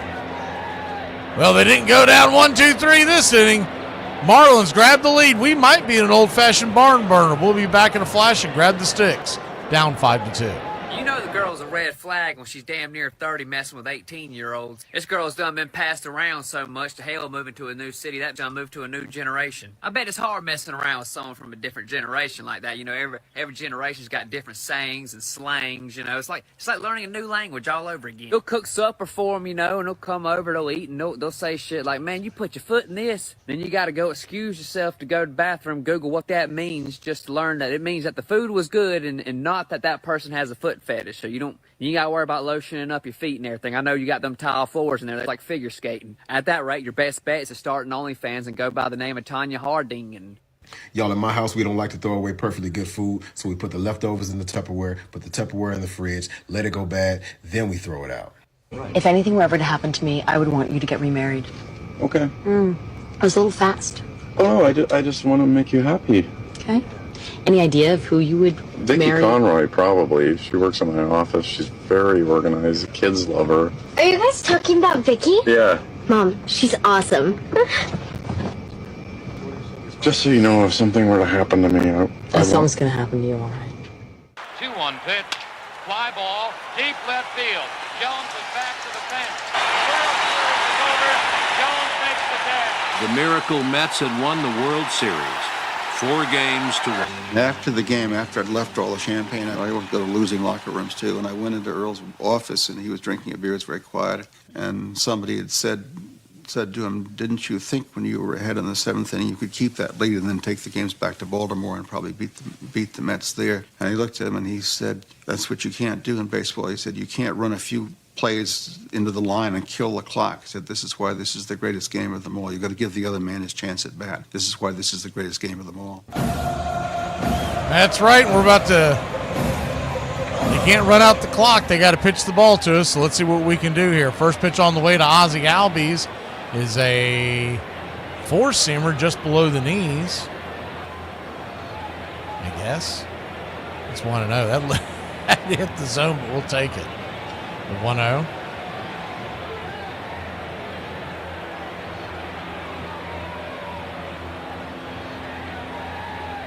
Righty-lefty matchup. Kicks and fires. High and out of the zone. 2-0. We'll hit your out-of-town scoreboard. It's a short one today. You'll notice that going forward, the Thursdays are very, very slim. As the 2-0 pops it up, back out of play. Major League Baseball trying not to go head-to-head with the National Football League, and this being their first weekend back. A lot of travel days for folks today. Pirates lead the Reds 3-0. The 2-1 pitch. Swing! That ball's down for a base hit. And Ozzie Albies rocking and rolling. I'm the Wiz. I'm the Wiz. I'm the Wiz and nobody beats me. Hit that ball right on the screws and slaps it into center field. So let's see what we can get here. Just 3 other games today. Pirates lead the Reds 3-0. They're in the 4th. Earlier today in extra innings, the Mariners walk off the White Sox to stay hot, and the A's blank the Nats 6-0 in our nation's capital. And that's your out-of-town scoreboard. First pitch on the way. Ozzie Albies, he takes off, shot out of a cannon, and he steals second with ease. Probably not expecting him to take off. Got a pretty good jump. It was really more of a high throw.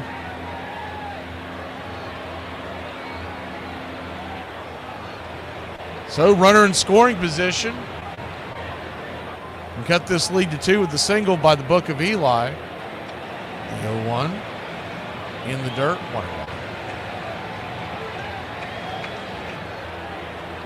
1-1 count.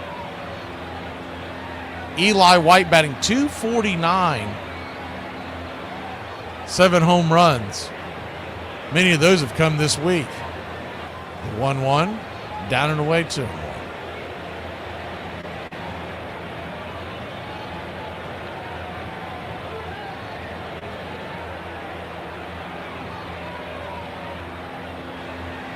First at bat ever by Eli White versus Yuri Perez. The 2-1. Right there at the knees. 4-seamer, 2-2.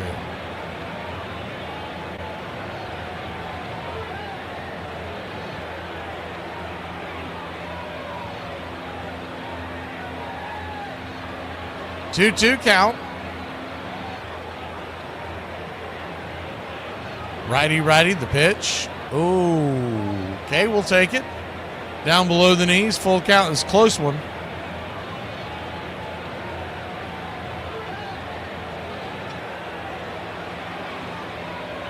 We pulled the stream back for you in case there's more movement on the base paths. The payoff pitch. Swing! That ball's lifted into center field. Coming in, making the running catch in center is Marcy. F8 in your scorecard, 1 away.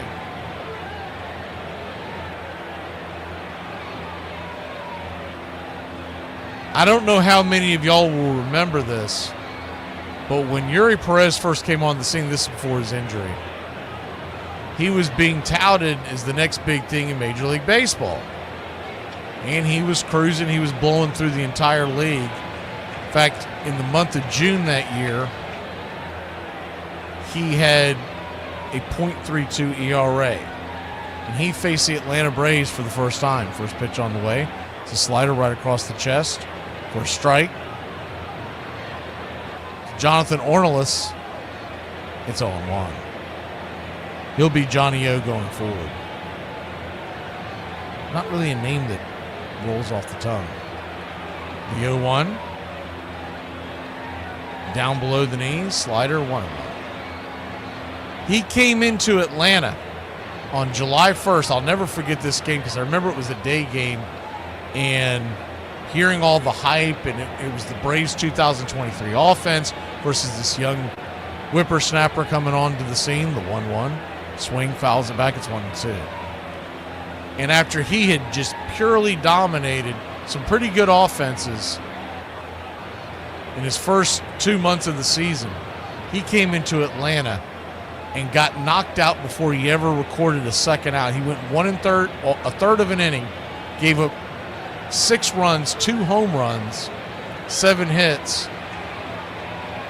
6 runs altogether. The 1-2, outside wide 2-2.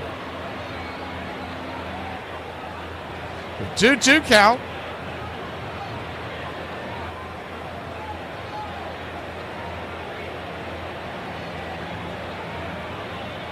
Then he ends up blowing his arm out and having Tommy John.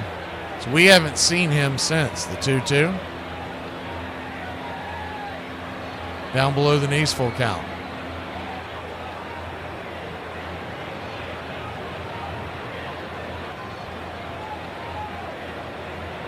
Haven't seen him in Atlanta, I should say. This may be a little bit of a house of horrors for him mentally. Full count to Johnny O. The payoff pitch. Swing, chops it over towards third. Backhanded, fires it. Whoa, what a bad throw. Here comes Ozzie coming over to third. He's going to get caught with his hand in the cookie jar. Bad decision by Ozzie to go on that play. You're trailing by 3 runs. It was a high throw, and I think he thought that ball was going to get launched over the first baseman's head. Instead, Wagaman backhands it and fires it to third, and Ozzie's dead meat. But regardless, he stumbled as well, too, so that had a lot to do with it. But going on that play, it's not ideal. They always tell you don't go if the ball's in front of you. I get why he went, but you're trailing by 3. First pitch on the way, pops it up. Nick Allen, he can get you out of any inning. Can of corn in the middle of the infield, and that'll end the inning. Braves had a promising start, but ran themselves out of the inning. We'll be back in a flash. 5-2 your score here in Braves country. If your wife asks if y'all can have someone come and clean the house once per week, tell her you know the perfect person, then call her cell phone. After she backtalks, tell her you're going to speak to her manager, and then text yourself. What's up, Braves country? Looking forward to a great Atlanta Braves season. See y'all at the ballpark. Love y'all.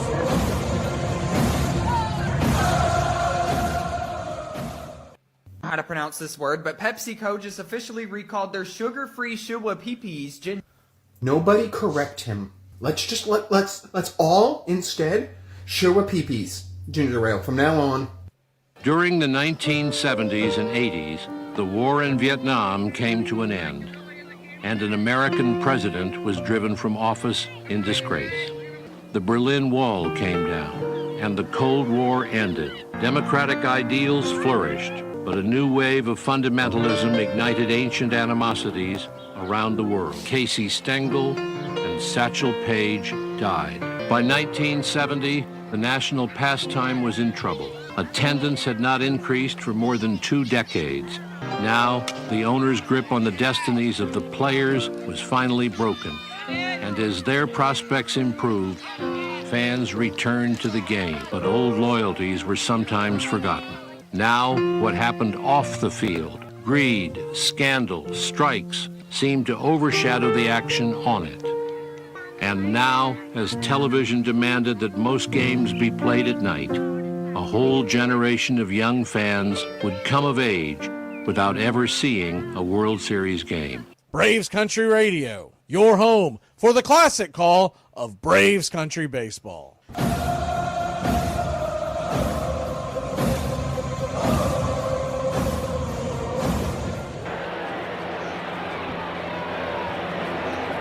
Welcome back. Braves trail 5-2. Cookie Carrasco grabs the ball and goes back to work. First pitch on the way is a curveball off the edge. It's 1-0. Hicks, the batter, he walked his first time up. He got everything going. Is it 1-0? Right there on the inner cut, it's 1-1.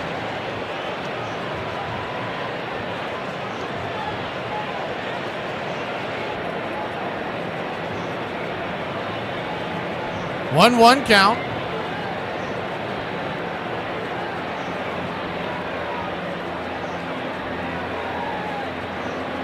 Braves 2, Marlins 5. 1-1. Below the knees, change up.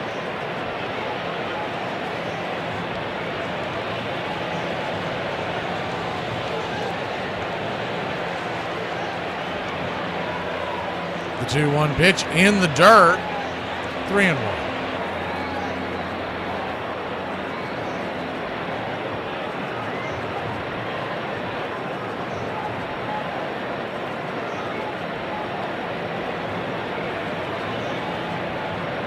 Three-one count, kicks and fires, right there on the inner edge, full count. I knew something about that place, John. The payoff, I'll tell you the story here in a little bit. Payoff pitch, swing, chops it foul, do it again.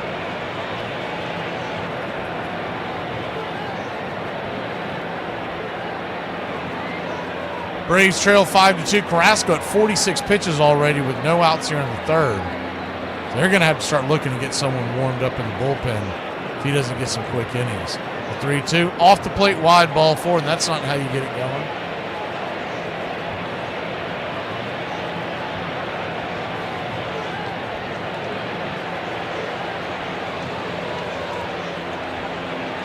He'll head on down to first. There's a pizza restaurant here in this area down here in North Florida that stole all their ideas from that Antigua joint.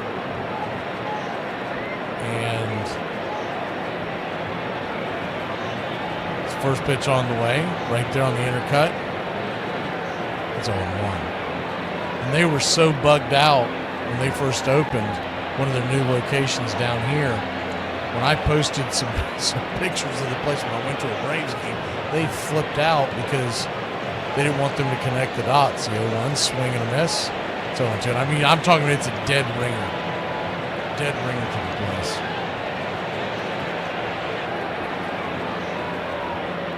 So they stole all their ideas. I think they were worried about nothing, but they were flipping out. The 0-2 count.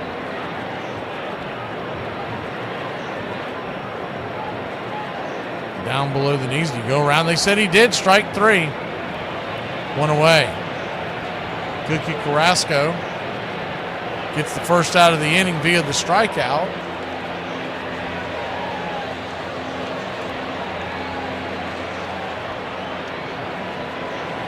Yeah, well, in this case, imitation is the strongest form of larceny because you're not supposed to do what they did. But I still felt like they were flipping out about nothing because it was two different states, et cetera, 600 miles away. First pitch on the way is a sinker inside. It's 1-0. They were flipping out. I hadn't even thought of it because I really didn't know that that's what they had done. They told me.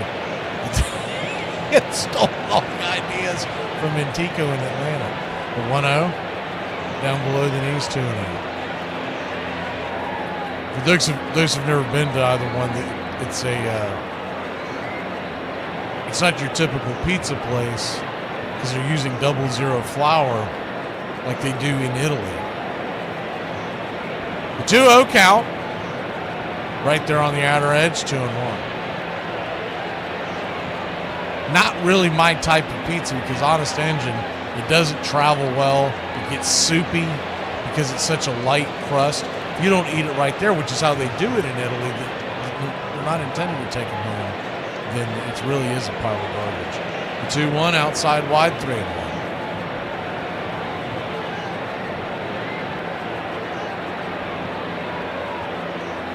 It's the greatest form of larceny if you're doing it business-wise, Charlie. The 3-1 pitch, swing, lifts it into right field, and that's going to dump right in front of Eli White. He'll fire it to first, but not nearly in time. The runners are at first and second with one away. Double play still in order, and that can get you out of the inning.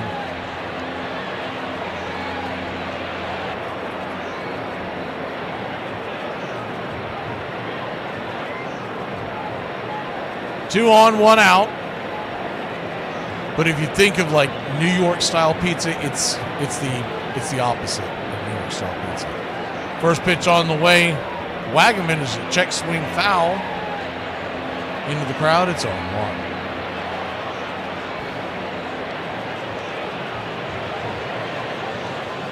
Because when you get that New York style pizza, you can bend that in half and you can walk down the street and it carries well. That's the whole idea of it. That's why it's so popular in New York.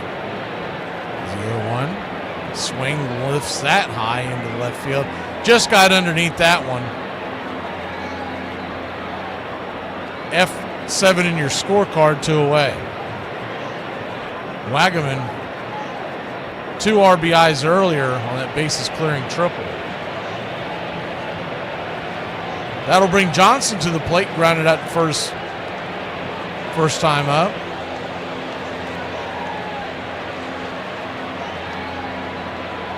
Yeah, that 0-0 fly. Well, they did. It was trendy, but I've heard that recently that they've actually changed it, which makes me laugh.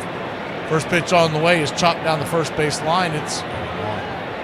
But from my understanding, it's still pretty much like it. Yeah, it's not good. It's not good because I can remember I helped open that place, and I can remember getting just mad. People madder than hell at us because they would get a pizza driving home 5 minutes later and it would be garbage. The 0-1. Wild pitch to the backstop. And the runners on first and second will head down to second and third.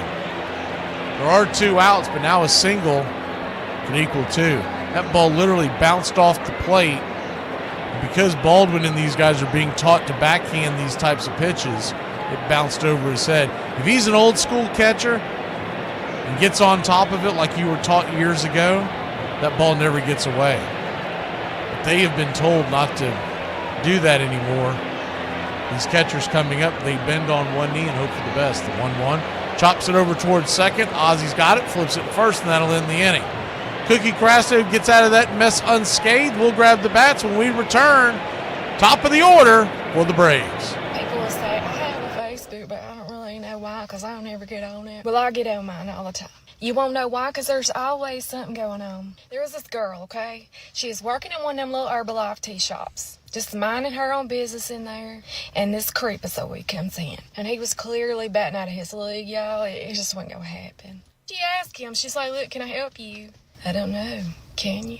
What do you drink? I'll have whatever you like. And it was like the most uncomfortable, awkward conversation ever. He decides to take it upon himself to show her a photo of his little pee-pee, y'all. It seems Limp Bizkit here calling someone into marrying him after this whole incident. Did she find out about it? Yes, she did. His response was, I was just trying to enjoy my last few days of freedom. Okay, I want you guys to tell me what you think this means. So I just passed a strip club, and their billboard sign said 50 beautiful ladies, 50, half of 100, 50 beautiful ladies. And under it, it said 99 beautiful legs. Does that mean one of the girls only has one leg? Still, the family of baseball continued to grow. Larry McPhail's grandson Andy ran a team. Yogi Berra's son Dale played for a while. And one evening in California, back-to-back home runs were hit by Ken Griffey and Ken Griffey Jr. In Hoboken, New Jersey, the factory Maxwell House had built on the Elysian Fields, where baseball began, closed down. And that same year, the Baltimore Orioles opened a brand new, old-style ballpark on the site of the saloon once owned by the father of Babe Ruth. Everything had changed, and nothing much had changed.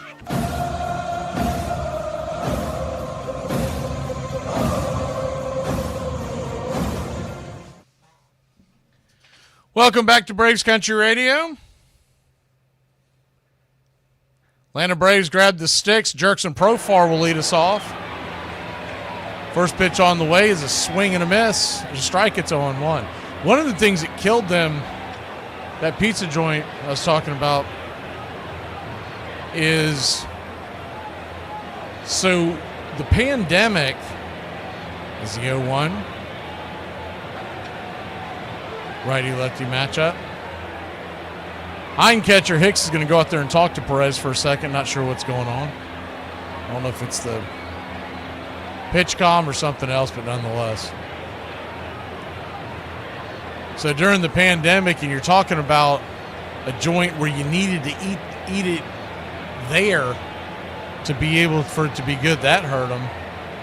And then their prices skyrocketed after the economy went in the dumper a few years back, and it really hurt their growth.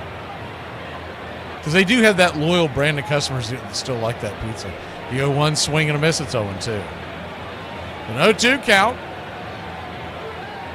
But their wings are actually pretty good. I mean, I haven't eaten there in 3 or 4 years, but last thing I remember, the wings were really good. They're oven roasted, not deep fried. The 0-2 count. Brings it. Swing, lifts it. High into center field, drifting back on the track, making the catch for a fairly loud out number 1 out there in center field. Marcy with the ball. F8 in your scorecard. Ronald Acuna Jr. is starting to take some field practice, and he's been in the batting cage feeling well, but it'll be another week or so before they have him test that leg. So far, so good. Matt Olson, the batter, first pitch on the way. Curveball up top for a strike. It's 0-1. Braves still with only 1 strikeout tonight, so the Braves are doing well on that one. The 0-1. Outside wide. 1-1. Matt Olson was the guy that struck out. I'm telling you, he is struggling. And they keep putting him in that 2 spot. I just don't think he's comfortable there. The 1-1. In the dirt, 2-1. 2-1 count.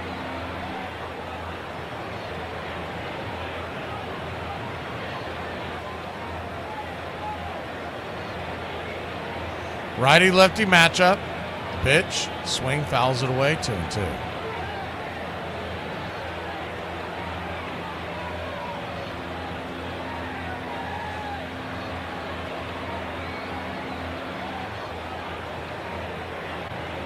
Perez, pitch number 44 of the night. Swing, sizzles back, foul, will do it again.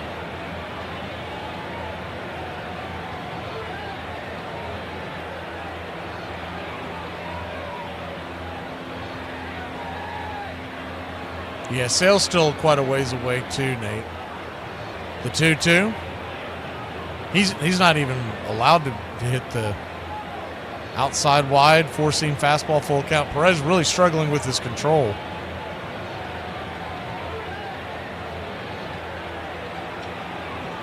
He can't even come off the, I think the 18th, August 18th is the magic number.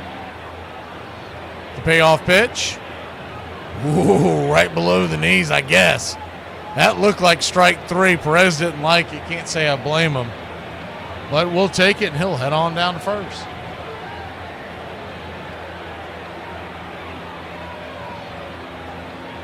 That was half and half right there. Half that ball was in the zone. But we haven't been too impressed anytime Chris Guccione's behind the plate. First pitch on the way to Drake Baldwin is fouled straight back. It's 0-1.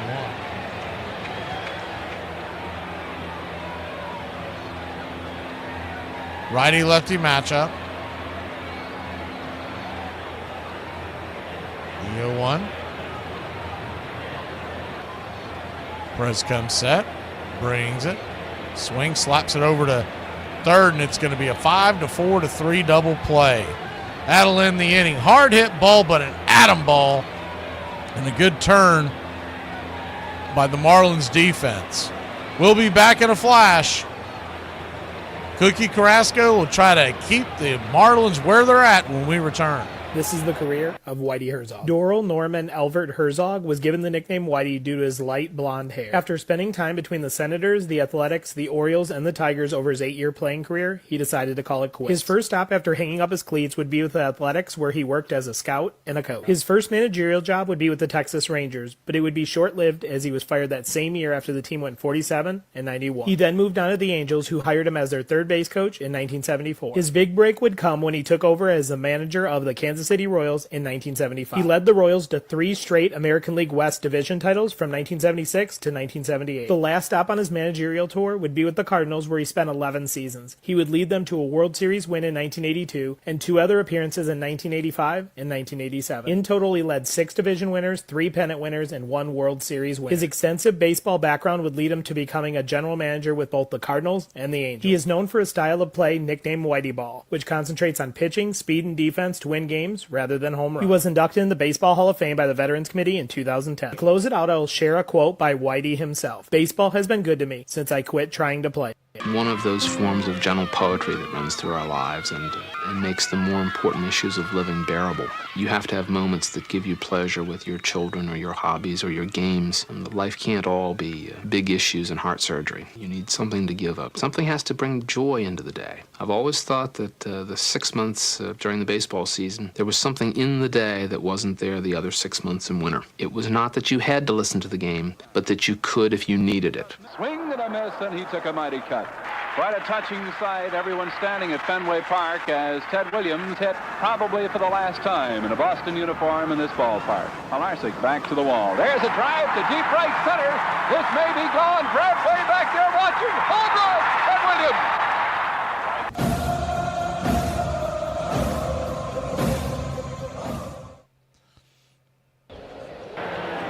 Welcome back to Braves Country Baseball. Braves trailed by 3. Jumped out to a 2-0 lead if you're just joining us, and then all heck broke loose and the wheels fell off the bus the next half inning. First pitch on the way from Carrasco is a sinker off the edge for a ball. It's 1-0. I know they're not invested in it, but I feel like if they would have sent Kranitz out there to talk to him a little earlier, we might have limited the bleeding. The 1-0 misses outside wide, 2-0. So a 2-0 count, righty-lefty matchup. Pitch on the way. 4-seam fastball right there at the knees, 2-1. See if we can get a good look on the left-handed batter. No. The 2-1 swung on, chopped over towards second, 4-3 put out, 1 away. Same 2 teams back at it 4 times in the next 3 days. It's a 5-game series, a doubleheader on Saturday, making up a rain out from earlier this year, and we are expecting Saturday night to be Hurst and Waldrop returning to Truist Park for the first time in a long time.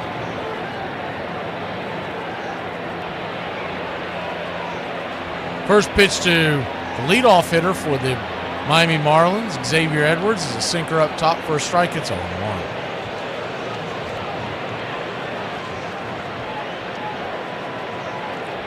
Cookie Carrasco. 65 pitches on the night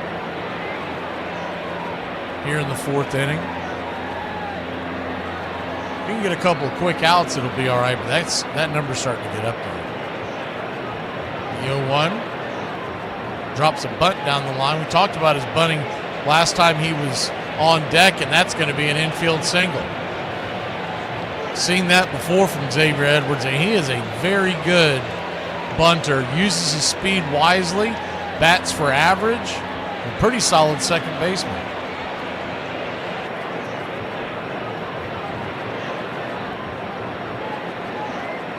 Love seeing old school leadoff men. He is a throwback is what he is. He's all about getting on base. That'll bring the number 2 hitter, Kyle Stowers, to the plate. He's 1 for 2 on the day.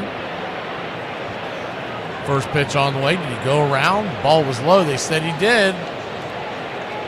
It's 0-1. We'll move the screen back as Edwards may be on the move.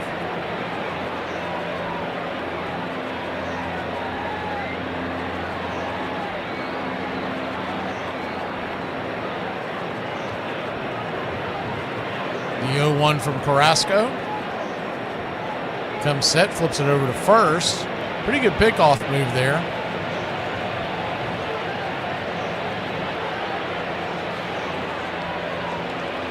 Yeah, nothing would make me happier than seeing the Braves get somebody who could be a true leadoff hitter. The 0-1 count. In the dirt, 1-1. But with that being said, I still say that I don't care what their analytics are telling them. Ronald Acuna Jr. is the best answer to a leadoff hitter for the Atlanta Braves. We saw him struggle in the 3-hole.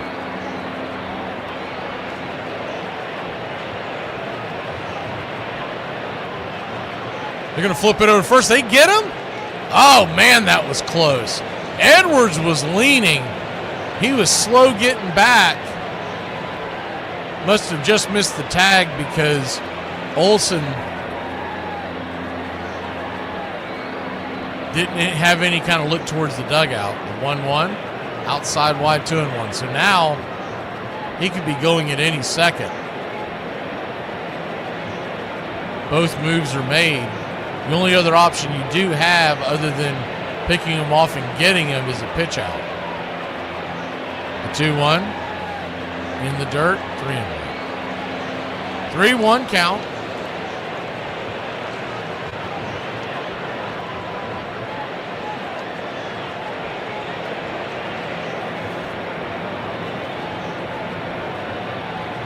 Marlins 5, Braves 2, top of the 4th inning. The 3-1 to Stowers. Brings it. Swing and a miss, full count. Thought he might be going on that one because you can't pitch out there. You got to bring the ball to the plate. With his speed, it won't take much for him to get a lean and a go. 1 out, 1 on. The payoff pitch. Cookie looking into Drake. Swing, chops it over towards second. Runner was on the move, so the only move that they can make is go to first. It's 4-3, 2 down.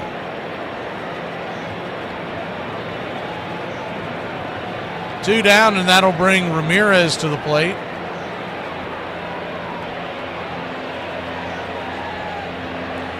Ramirez, 0 for 2.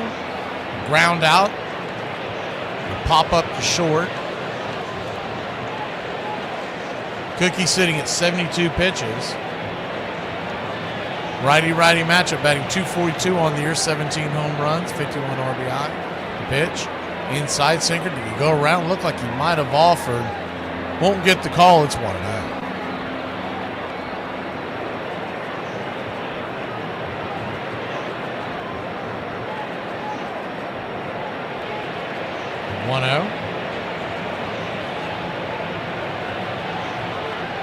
Swing, slaps it towards right, down to right field. Here comes the throw from Book of Eli. Xavier Edwards is coming. Here comes the throw. Did they get him? He is just safe. Just past the tag. It was close, but it's 6-2 Marlins. Having an Olay tag there. Good throw by Eli. He gets 97-98% of the runners in baseball with that throw. Strangely enough, Edwards didn't slide.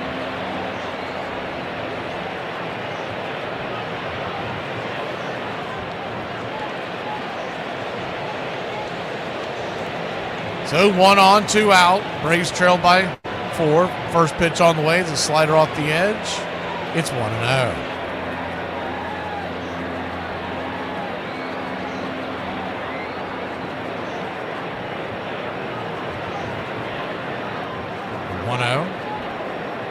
Right down the pipe.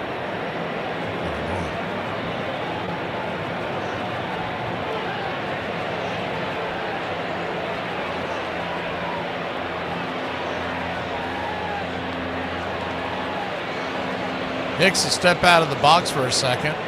He's walked his first 2 times up.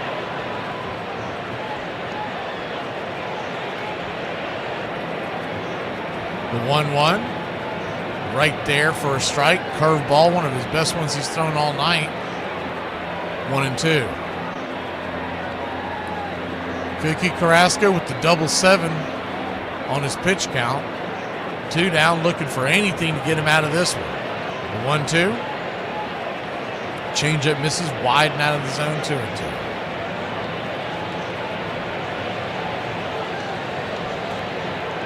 2-2 count.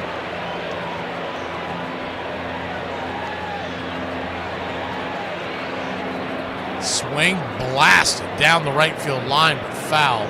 That goes upper deck territory, but plenty foul. Braves trail by 4.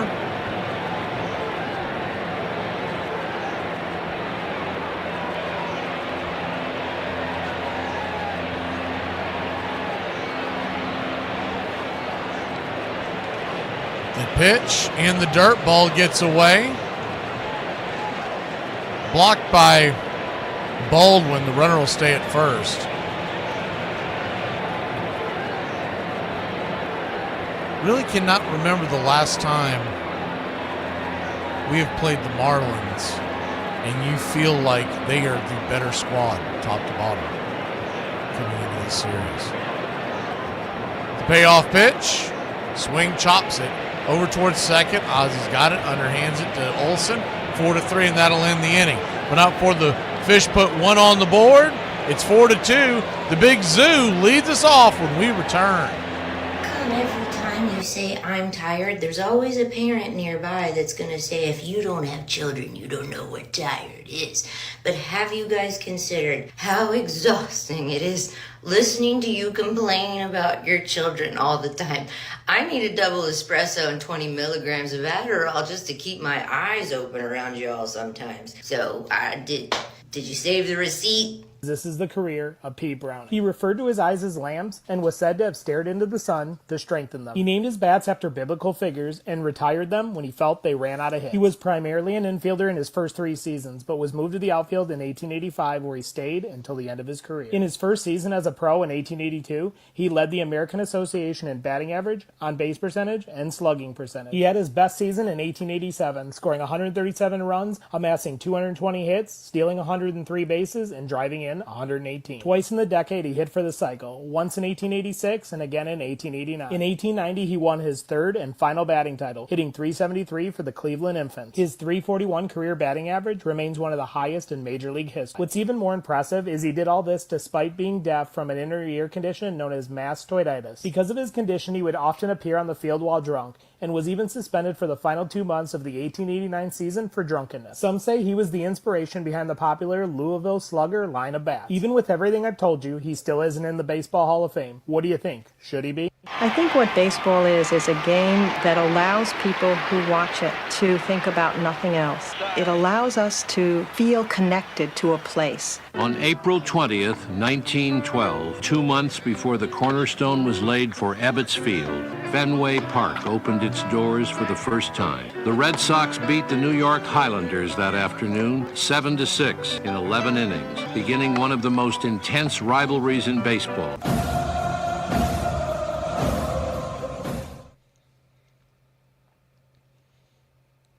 Welcome back to Braves Country.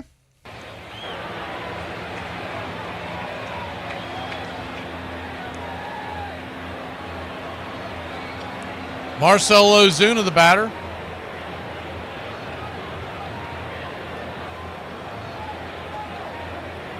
Righty-righty matchup. First pitch on the way. 97-mile-an-hour four-seamer off the plate. It's 1-0.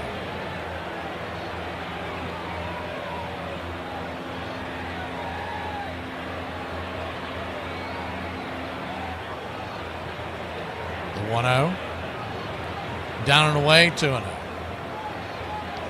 Well, Jack Milk, when you're talking about getting runners on base and then not be able to come through, I mean, that's all a microcosm of the fact that it's a shorter lineup this year. The 1-1, inside 2-1. You go top to bottom of that lineup, and of course Acuna's missing, but that's everybody deals with injuries in baseball.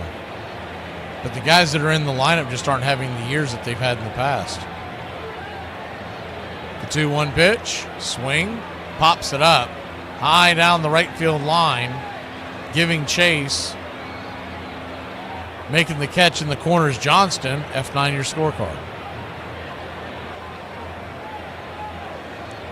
Yeah, you got Riley out and you got Acuna out, and fair enough, but if you go all around Major League Baseball, everybody's got injuries. What's been more devastating for the Braves from a standpoint of why their season's been as bad as it has been, it started off with the offense just absolutely spitting the bit first half of the season. First pitch on the way to Harris is swung on and fouled out of play. It's 0-1. And then you get the injuries to the pitching. And because the offense was so bad in the beginning of the season, the front office is not going to go chase down arms in a season where you're never going to make the playoffs at that point. The 0-1. Pops it back foul. 0-2. It's kind of one of those, if it could go wrong, it went wrong this year. Because last year when a lot of our batters were injured throughout the season, the pitching, mainly the bullpen stepped up. The 0-2 dribbled on the ground to first. Wagman's going to have to hurry. He steps on the bag. 2 down. But they did not have the same loaded bullpen that they had last year. And I still say the reason why that was, they weren't going to spend the money in the offseason. And what they were hoping to do is get to the All-Star break and try to bolster the bullpen at the trade deadline. Well, that whole theory backfired, and they just punted the season. First pitch on the way to Ozzie Albies is swung on and hit high. Deep, but not nearly deep enough. It'll be 1 pitch, 1 out, and that'll end the inning. The Braves go down in order. Fly ball, F9 your scorecard just before the warning track. Braves trail 6-2. We'll be back in a flash. Base out there in safety training and lose a limb on the job. Be a man. Hey, I might be late to pick you guys up. Why, do you have a job interview today, Daddy? No, honey, I'll probably just be way too drunk. That's good. We don't want you drinking and driving. Oh, I'll be driving. I'll just be too faced to remember to pick you guys up. The last conversation I ever had with my dad, the night before he died, if you knew what my dad was like, he wasn't, I love you and I'm sorry. He was a doer, not a talker. And he told me that he went through the same thing when he was a ball player. My dad was a really good baseball player. And this is how you get over this issue. You don't have a mental block. He said you have a temporary loss of confidence. And once the confidence comes back, this thing will dissipate. And so I started working on it in practice, just like he had told me. And I started getting my confidence back in practice. I actually switched him. I took on practice as a game. And so when game time came along, it was like, hey, I've already been through this.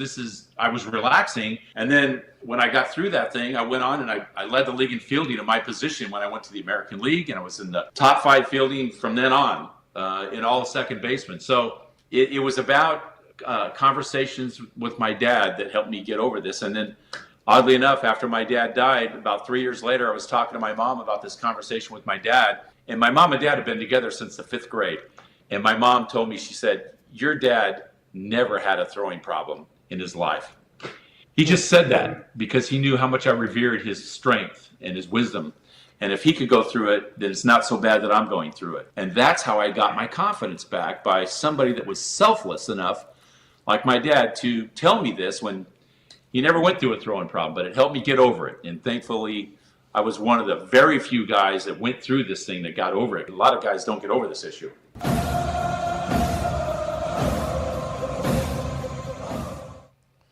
Welcome back to Braves Country Radio. The first pitch on the way from Carrasco to Lopez is right there for a strike. It's 0-1. Yeah, if you look at the 2025 season, what really went wrong is the 0-1, chops it foul down the line, it's 0-2. We had no hitting to speak of, no depth in the bullpen, but at least our starters got injured. Murphy's Law. I mean, if it could go wrong, it went wrong this year. The 0-2 swing and a miss, strike 3. And one of the few things that we had to look forward to was Chris Sale towing the the bump, and he got hurt not even throwing the ball, diving, making an incredible defensive play, but it cost him 2 months, cracking his rib. And you can't get mad at him for doing it, but you're just like, man, I know he's got that competitive fire. That's what makes him great, but it's first pitch on the way. There's a strike right there to Marcy, righty-lefty matchup. It's a 1. The 0-1, swing. One hopper into the mitt of Olsen. He steps on the bag.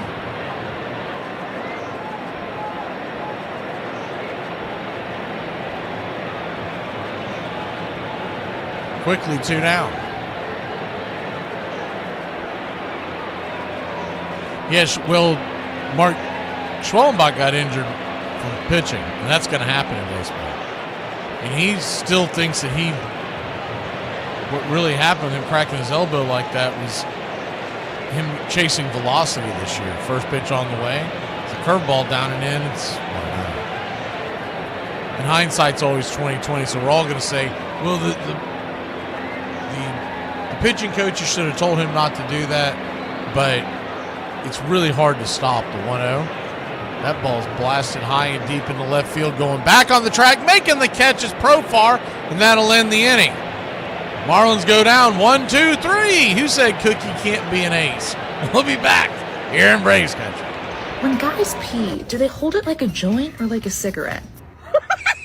Market analysis. All right, we're already 2 minutes over, and we really need to wrap this up. So if you could send the action items and your notes as a follow-up to the team, that'd be great. Well, okay, well, no one, I mean, I didn't take any notes for this meeting. No. That's a shocker. Well, no what one, have you been doing this entire time then? I would like to plead the 4th. You want protections from unlawful search and seizure? That doesn't make any sense. All right, well, objection? We're not in a courtroom, so... Thank you. So case dismissed. I think we can move on. No, case not dismissed. Did you write anything down at all? Yes, I did. Okay, well, can we see what you have written? I'm your boss. I'd like to see what notes you took. Okay, objection and incompetence. I mean, this is... Well, it would have been a little bit better if I knew. It would have been better if you listened. When he makes these kind of comments, he really, truly does not know what he's talking about, in all honesty, and that's why he makes such asinine comments, because he truly doesn't know. Always injured. I mean, damn, it's baseball. Maybe it's karma for him that he stayed with the Angels.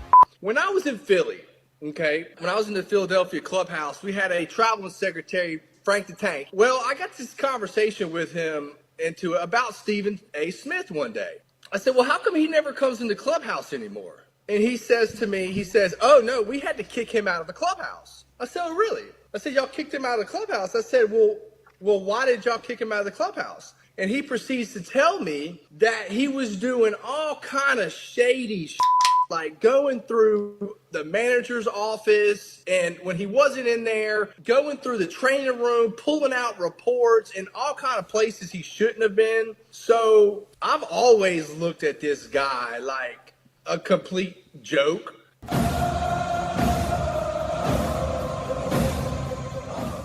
Welcome back to Braves Country Radio. Bottom of the 5th we go. Eli White going to try to get us back in it. First pitch misses off the plate. It's 1-0. Righty-righty matchup. The 1-0 pops it up. High into right field. That hung up there for a while. F9 your scorecard. 1 away.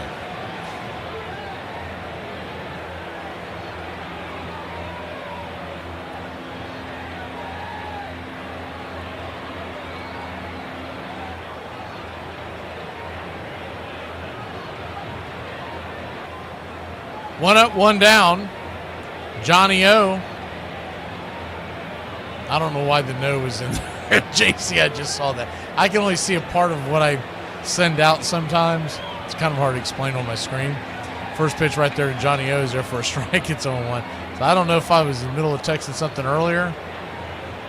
And then is the 0-1. Swing, chops it foul. 1-2.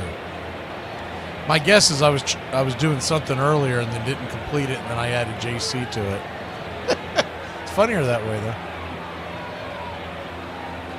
Yeah, that was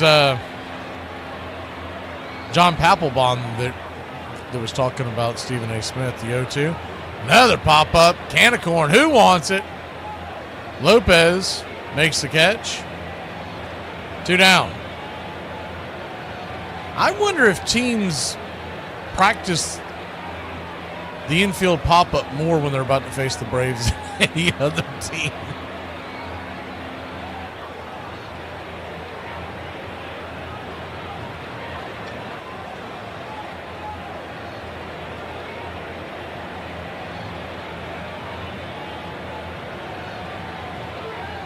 First pitch on the way is swung on, lifted, high into right field. Nick Allen, 1 pitch, 1 out, warning track power, and that'll end the inning. Yeah, that's a part of it, Mark. Braves go down in order. What did they see, 4 pitches? Ugh. We'll be back in a flash. Extend Tim higher. He's doing a great job. Don't ask me for advice. I still think punching in the face is the right answer. Today is performance review day company-wide. There's been some ups and downs this year, and I think that things could turn favorably for me. I gotta say I'm a little nervous. We'll see how it goes. Could you please pull up your self-evaluation for your annual performance review? Yep, so I did fill out my evaluation and sent it over. So this is how I scored myself. Okay, yeah, you need to pull up the one that Matt and I sent over because clearly there's a major disconnect here. As you can see, this is the criteria that Matt and I used so that we could score. Did you grade yourself a 9 on a scale from 1 to 5? Well, yeah, I mean, I highly exceeded the many expectations. Sorry, I'm still hung up on 0 and -1. I honestly thought I was going to get promoted. Just to be very clear, you exceeded no expectations, and we don't promote people who have been drinking on our company Zooms. Okay, so I feel like I make one little mistake. No, actually, the drinking on the work calls happened twice. Yeah, and you used a company card at the Gentleman's Club. But at least I'll still get a bonus this year. Am I going to get a bonus still? Because I feel like... You're absolutely not getting a bonus. Okay, well... I feel like a salary increase then, because we're actually considering decreasing your salary. Likability score was a 3, so got to take that as a W. The idea that you can walk into a ballpark, whether it's Fenway Park, Yankee Stadium, or wherever, and sit down and watch a game played by boys who have become men. So you can imagine yourself still playing this game, no matter what age you are. And when you sit there, the door to your past life, which occurred 15 minutes ago at the office, on the bus, in your home, that door closes and you get lost in the technical details, the intricate details of baseball as it's played out. There's always a surprise in baseball. God, I never thought he'd be able to get to that ball. That's part of baseball's magic. First pitch on the way from Cookie Carrasco is banged foul down the line. It's 0-1. Johnston, your batter. The Marlins, the number 8, 9, and 1 hitters due up. Pittsburgh leads Cincinnati 5-0. 0-1 in the dirt. 1-1. I could not believe so. I've been in a dynasty league for years, baseball dynasty league. Someone picked up the string Cookie Carrasco today. 1-1. Chops it down the line. 1-2. For those of y'all who don't play fantasy, don't understand it, what they do on the field is what you were given in points. So 6 earned runs is not a good way to go out. 1-2 count. Swing, pops it up. High in the sky. Nick Allen drifts back in very shallow center field. 1 away. Man, between the two of these teams, I feel like 85% of the outs have been pop-ups. Perez is just still sitting on just 1 strikeout, but it's hard to strike people out when we swing at the first pitch. Just go, it's over. Where's he at? He's at 63 pitches through 5 innings, and that's really low. First pitch on the way is a curveball. Outer edge, it's 1-0. And he had a fairly high pitch count in the first inning, so he's really been booking. 1-0. Curveball misses, 2-0. 2-0 count.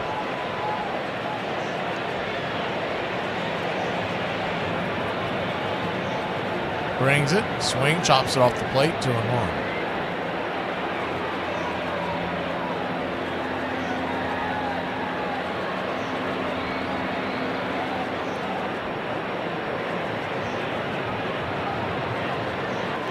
If they don't get rid of Hires, I would be shocked, John. The 2-1 pitch, outside wide, 3-1.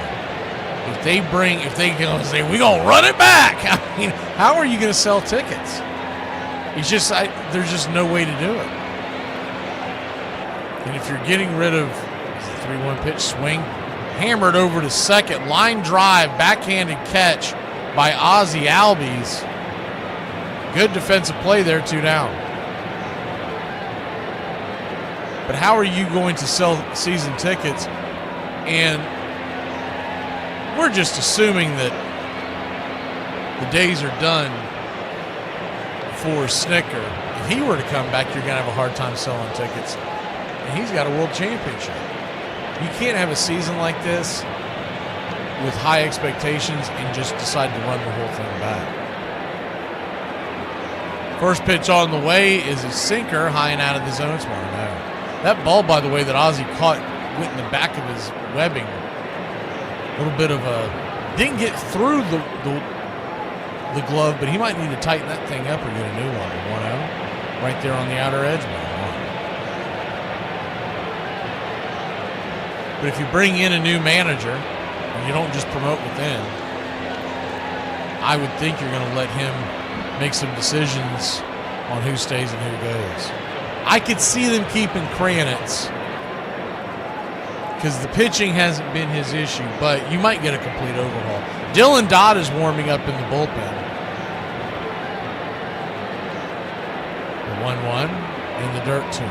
I'm not going to put it on the strength coach, Mark. I mean, baseball is a grinding sport. They go 162 games, not counting all the spring training and whatnot. You're going to get injuries. 2-1 count. Swing, chops it foul, 2-2.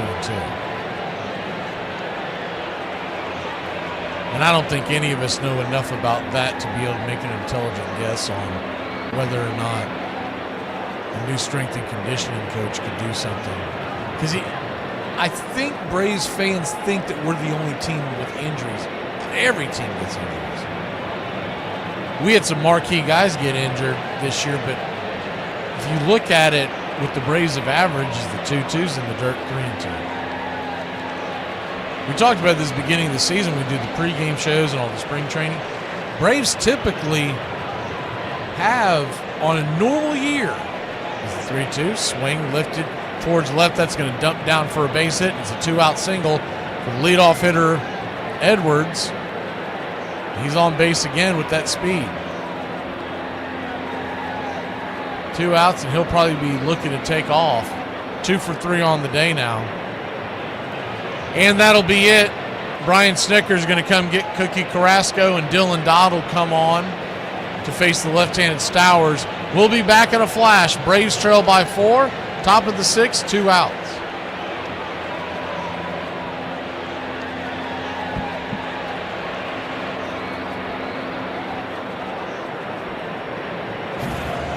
On this date in 1890, John Riley becomes the first major leaguer to hit for the cycle in different leagues when the Cincinnati Reds, who moved to the National League that season, beat Pittsburgh at League Park 16-3. The Cincinnati first baseman hit for the cycle twice in 1883. Also a first, when the team played in the American Association and were known as the Red Stockings when they re-entered baseball after a hiatus in 1881. On this date in 1890 as well, Cy Young wins his major league debut when the Cleveland Spiders beat the Colts in Chicago's Westside Park 8-1. During his 22-year career, the 23-year-old right-hander will average more than 23 victories per season, en route to a major league record that is likely to never be broken of 511. That mark, along with Walter Johnson's career 110 shutouts, appear to be untouchable. And on this date in 1993,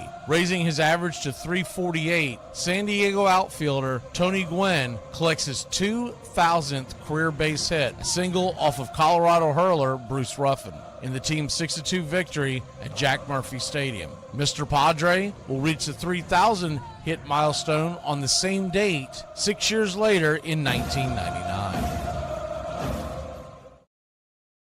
Welcome back.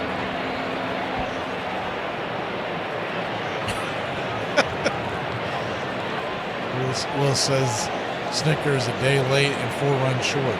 Braves trail 6-2.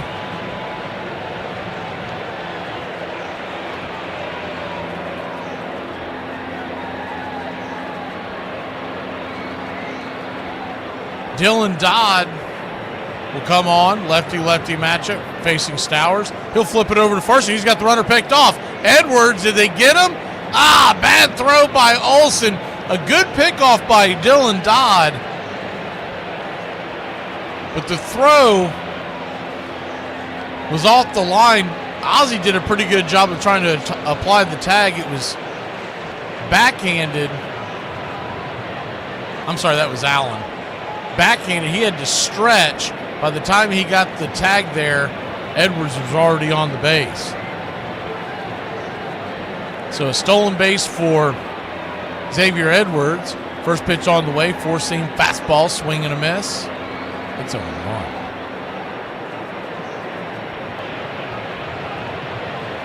Lefty-lefty matchup. It's a shame when you get a guy picked off like that and you can't execute it.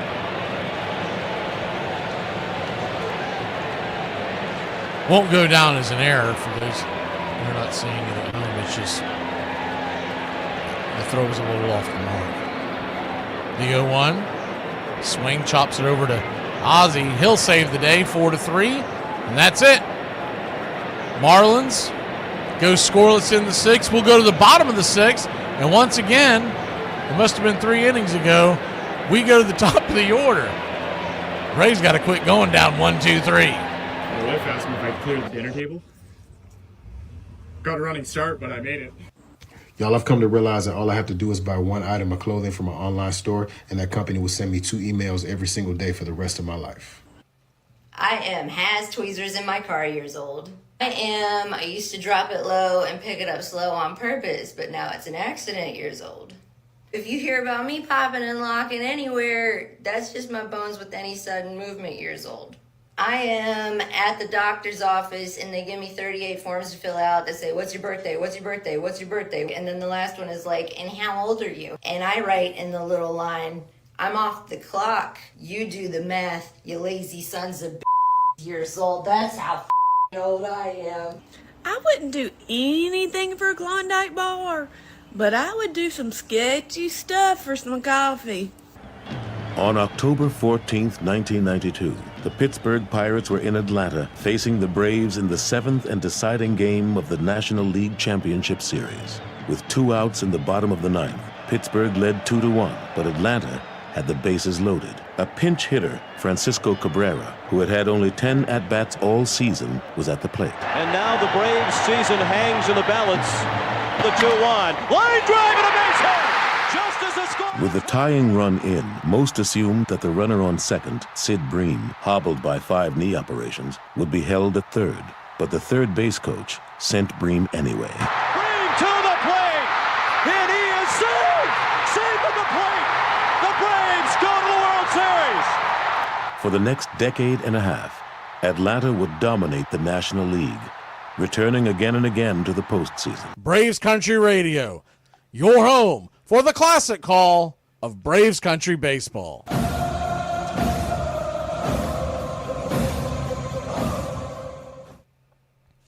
Welcome back. First pitch on the way to Jerks and Profar. Strike at the knees, it's 0-1. If you missed the intro to the game today, the big news is the 0-1 swing, chops it foul down the line, it's 0-2. And once again, I'm probably going to butcher the heck out of her name, but Major League Baseball history will be made on Saturday when female umpire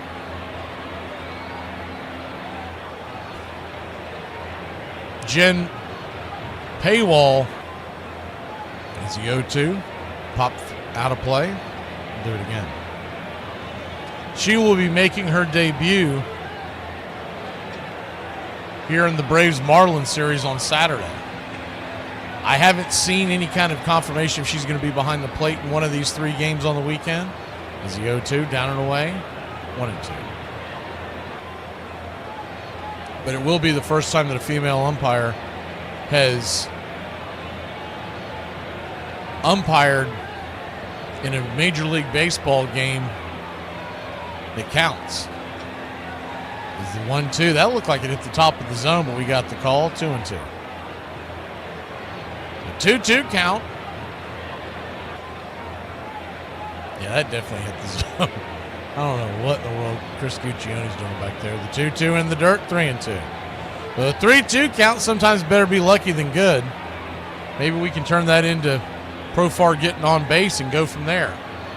Braves trail by 4, still a long way to go in this one, bottom of the 6th. They put a scare into the Brewers last night, scoring some runs after being down by 4, losing 5-4, the payoff pitch. Swing, fouls it back. Perez gave up 2 home runs in the first inning, but he's been cruising ever since, and he's only at 70 pitches here in the 6th. The payoff pitch, swing, slaps that foul. He's quite a bit behind those fastballs that he's throwing. He must be sitting on off speed. Either that or he's just not picking up out of his hand very well. 20, 17, 12, 8, 8, and now 8. That's the pitch count for Perez's game. The 3-2 down in the dirt, ball 4. So he'll head on down to first. We haven't had a lot to cheer about here, so let's go ahead and get Jerks and Profar rocking. Well, the Jerks star, Cole. They're running out of you. It's smart. It's a smart line, and a smart crowd will appreciate it. And I'm not going to dumb it down for some bonehead mass audience.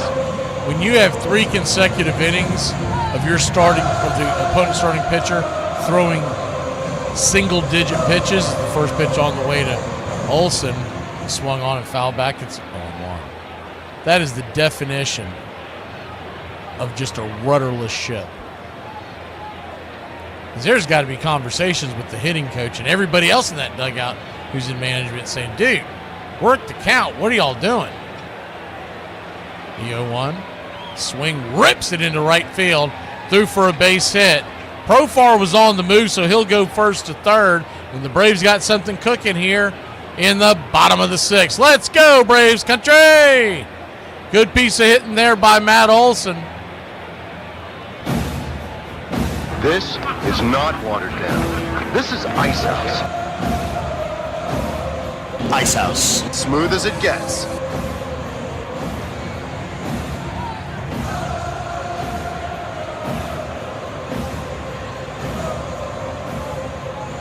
Two up, 2 down, or 2 up, 2 on, I should say. And that'll bring the Drake to the plate. Drake Baldwin, 1 for 2 with a home run, a solo shot that he creeped over the right field wall back in the first inning. First pitch on the way is a curveball off the edge. It's 0-1.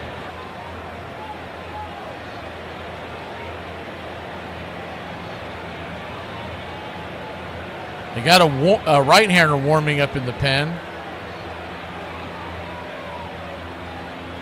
The 0-1. Down below the knees, called for a strike. That one was not a strike. It's 0-2. That was well below the knees. One thing we do have to keep in mind, though, all these years growing up watching this game, we didn't have that box in front of us. So some of these pitches, I don't mind if they're in the neighborhood and they're consistent with when they play, when they call them. I just hate the inconsistency when you get that from umpires. The 0-2, swing lifted, high and deep. Get up, get up, get up, get up, get up. Get going, baby! Ram-a-lam-a-ding-dong, a 3-run shot, and the Drake 2 home runs,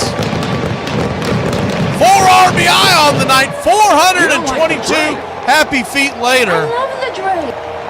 107 miles an hour off the bat.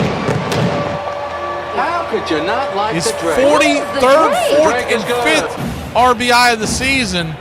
And your Atlanta Braves have made it a 1-run game.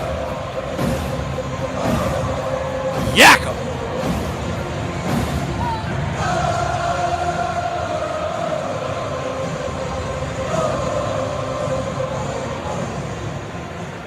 Marcell Ozuna, the batter. First pitch on the way, sliced into right field, threw for a base hit. And the Big Zoo is back at it.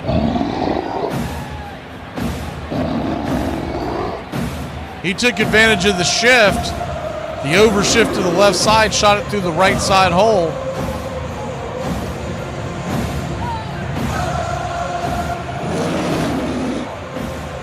And 1 on, nobody out. And Michael Harris II will be the batter. See if they leave him in the game. They're out there talking to him, so it looks like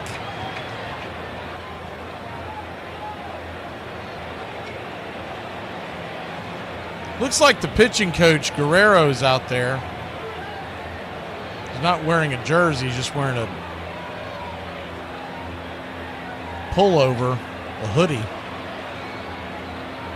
I really hate that in baseball. I don't know about y'all, but for years and years and years, they always wore the jersey, the managers. And now, and it's being okayed by the league because they want you to buy the apparel.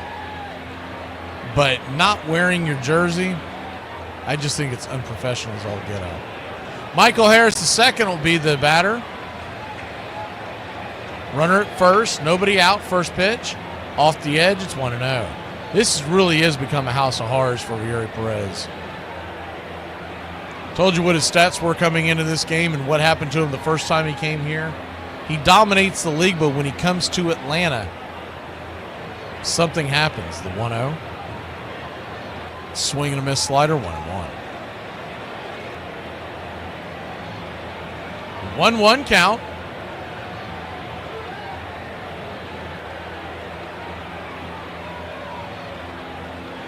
Righty-lefty matchup. Ozuna standing at first. The pitch. Chases a slider down and away. 1-2. Still nobody out here in the inning, and the Braves have put 3 on to make it a 1-run ball game.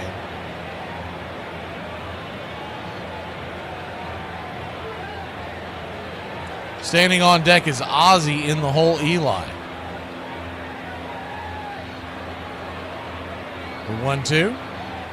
Swing, Baltimore chopper towards the mound. He's only got one place to go, and that's first base. Harris will be out by about a step. Ozuna easily makes it to second, 1 away. That's as good as a bunt. Doesn't affect your batting average the same way, but it's as good as a bunt. So the tying run goes into scoring position. That's going to be it. Clayton McCullough, the manager for the Marlins, is going to come out and make the change. But the Braves have the tying run in scoring position. Looks like it's going to be the right-hander coming out of the pen. We'll be back in a flash here on Braves Country. On this date in 1951, a crowd of 57,000 at the Orange Bowl, the largest ever to attend a minor league game, watch an ageless 51-year-old Satchel Paige hit a double and get the win when the Miami Marlins beat the Columbus Jets in International League action 6-2. On this date, 1972, the National Baseball Hall of Fame inducts pitcher Sandy Koufax. In his first year, the author of 4 no-hitters, along with 300-game winner Early Win, Yogi Berra, all enshrined into Cooperstown. Yogi Berra, who retired as the AL leader for catcher putouts of 8,723, did not get in his first year of eligibility. Should be noted, the 36-year-old Sandy Koufax, with an 87% ballot rate, becomes the youngest player ever to be enshrined into the Hall of Fame. And on this date, 1999, Major League Baseball gets a 3,000th hit on consecutive days when Wade Boggs homers in the 6th inning off Cleveland Indians starter Chris Haney. The Devil Rays third baseman, the first player to reach the milestone with the home run, rounds the bases, pointing skyward and blowing a kiss to his mom, and gets down to his knees to kiss home plate. The day before, Tony Gwynn singled off of Dan Smith of the Expos to get his hit number 3,000.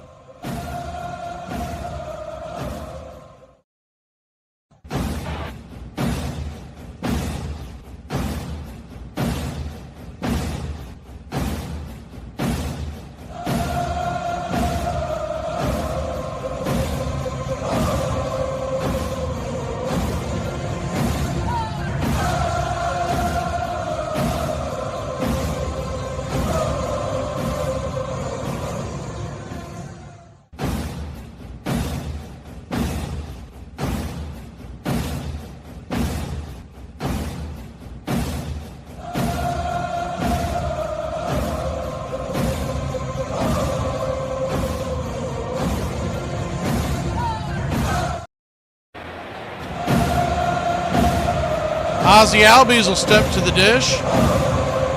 Righty-lefty matchup. Enriquez fires the first pitch. Sweeper up top on the outer edge. Pitch out territory. It's 1-0. Enriquez. Right-hander. Throws a sweeper down and in this time. Bangs it down the right field first base line. It's 1-0. 1-1, excuse me. Ronnie Henriquez, just 5'10", 155 pounds, 25-year-old out of the DR. The 1-1 swing, chops it. Did that get a piece of his foot? Ozzie had a limps away. He appears to be okay. See where the ball got him. Just over the shin, but he does have a... He's got a shin guard where it hit him, but that doesn't always keep you safe.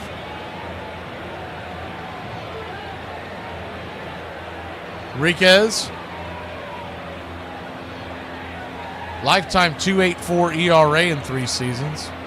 Out of the pen with the Twins and Marlins. The 1-2. Swing and a miss, strike 3. Chase one down and in.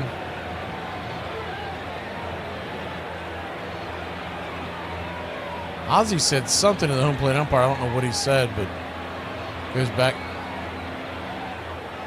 I don't think he... Now, at first I thought maybe he made contact with him, but he didn't. So it must have been one of the previous pitches that he didn't like.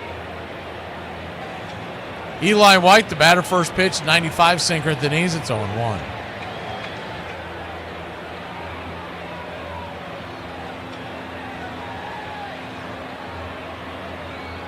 Ozuna standing at second base representing the tying run. The 0-1. He'll step off the rubber for a second.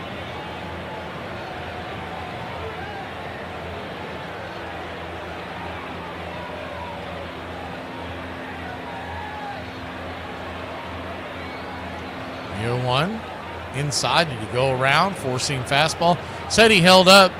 Says first base umpire Chad Whitson. 1-1. 1-1 count. Righty-righty matchup. The pitch on the way. Swing, check swing down the third base line. It's almost a rolling bunt. Henriquez is going to have no chance.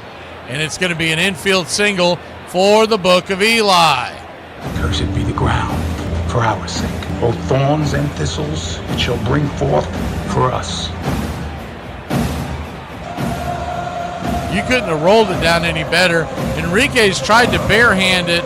I don't think he was going to get him anyways, but when he bobbled the barehand attempt, he just put it in his back pocket, and wisely so.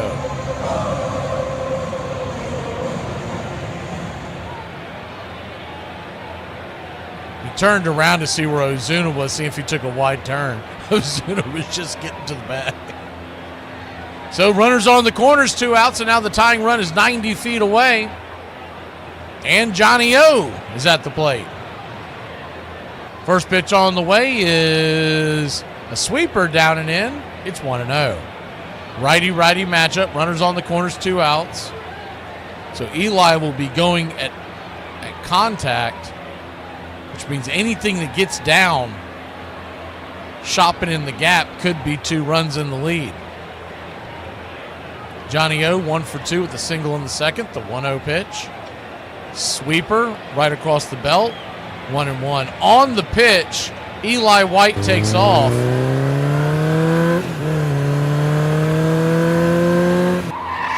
Now you got the go-ahead run standing at second base. So now just a single would give us the lead with Eli's speed. The 1-1. Swing! That ball's belted down the left field line. Foul into the upper deck. Well, he's got more pop than Nacho's got, that's for sure. 1-2.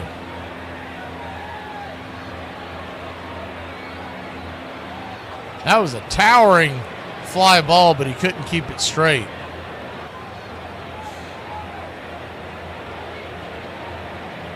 All 2,600 people in the stands tonight would have erupted if that thing leaves the park. The 1-2. Down and away, 2-2.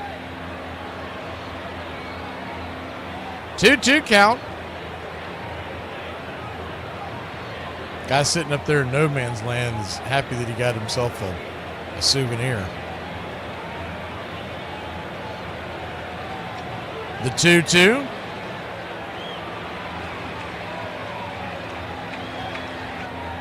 Outside, wide, four-seam fastball, full count. Standing on deck is Nick Allen.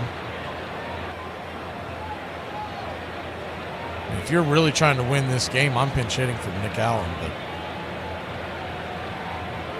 give Sean Murphy a thwack at one and then put Luke Williams in the game. Time is called by Johnny O.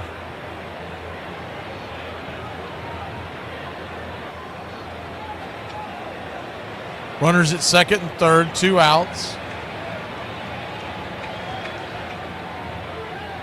Righty. The pitch. Swing! Slices it down the first base line, but foul.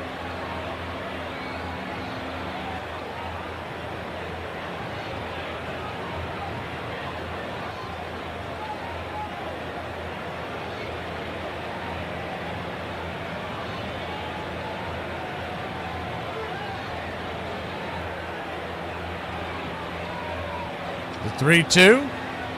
Payoff pitch. Swing, chops it over towards third. Him and the shortstop almost collided, but it's going to be a 5-3 putout, and that'll end the inning. But not for your Atlanta Braves. Put 3 on the board. The Drake, baby, the Drake. We'll be back in a flash here on Braves Country. Top of the 7th we go. I didn't know Sylvester Stallone was on his 3rd marriage. I guess his first one was Rocky, and his second one was Rocky 2. Girls, what's just happened? So, there's an ice cream van there selling just 2 ice creams with 2 chewing gums in it. Yeah. For bloody £9 for 2 of them. £9 for 2? Yeah, £9. That is going to get nowhere. The one that comes on my street is either £1 a p or £2. That is going to get nowhere with that. No, he ain't, is it? No, he ain't. That's well bad, isn't it? Yeah, you should know. And he only does bloody card. Stood there with my cash. Bloody hell. That's well bad, isn't it? Bloody well bad. Yeah. Yeah, bet he can hear me. Next time your wife asks you if the dishwasher is making a funny sound, tell her no. You sound just fine to me.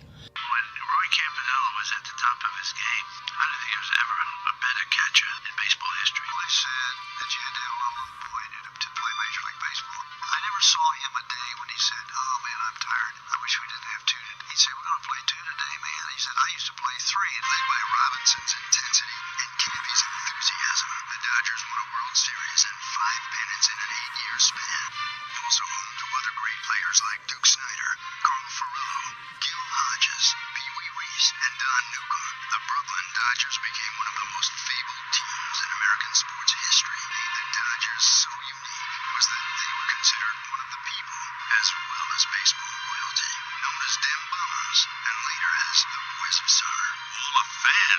were part of the game, and they loved the Dodgers, and they loved them as fans. What's up, Braves country? Looking forward to a great Atlanta Braves season. See y'all at the ballpark. Love y'all.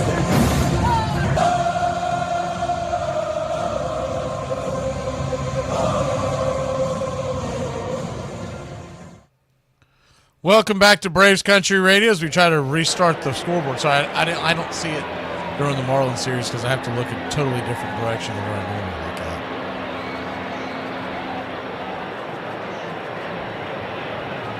at. We reset that.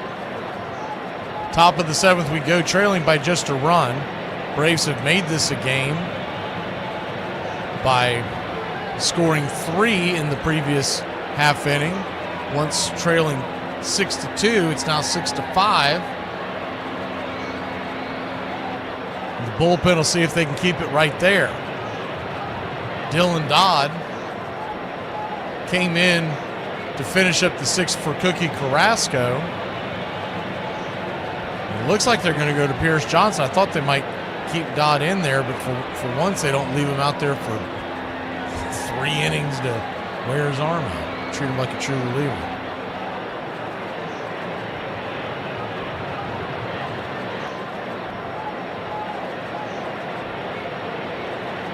Top of the 7th.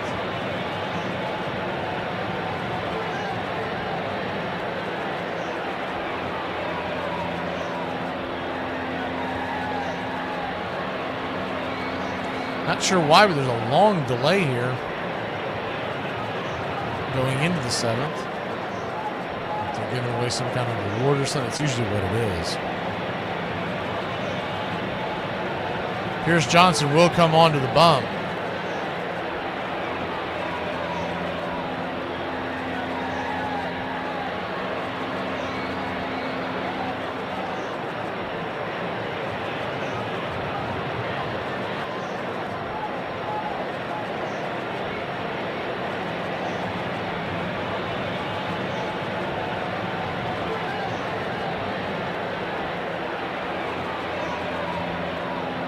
PJ with a 2.41 ERA. Really long delay. I don't know what's going on. Assuming everything's all right on the technical end.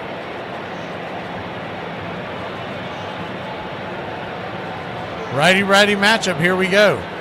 Pierce Johnson. First pitch on the way. High and out of the zone. It's 1-0. Pierce Johnson on to take the 3-4-5 hitters on Ramirez, Hicks, and Lopez. 1-0. Up top misses 2-0. We go to the bottom of the 7th. The Braves will have Nick Allen and then the top of the order due up. The 2-0. Swing. Lifts it down the left field line. Giving chase is Eli White. What away.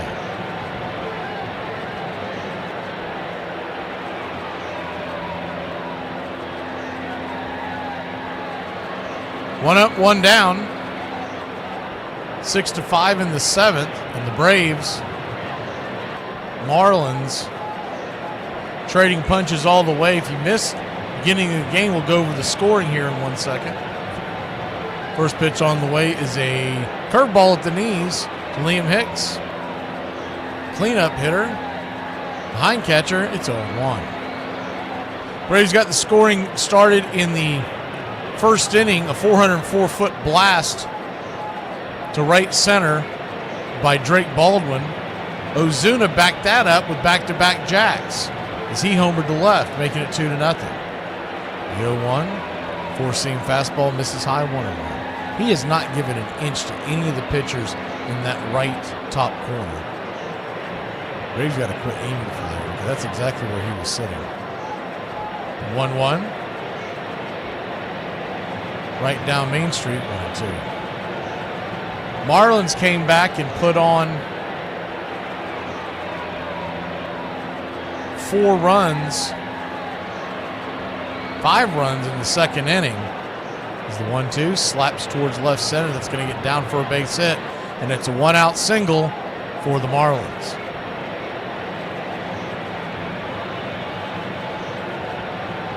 In the second inning,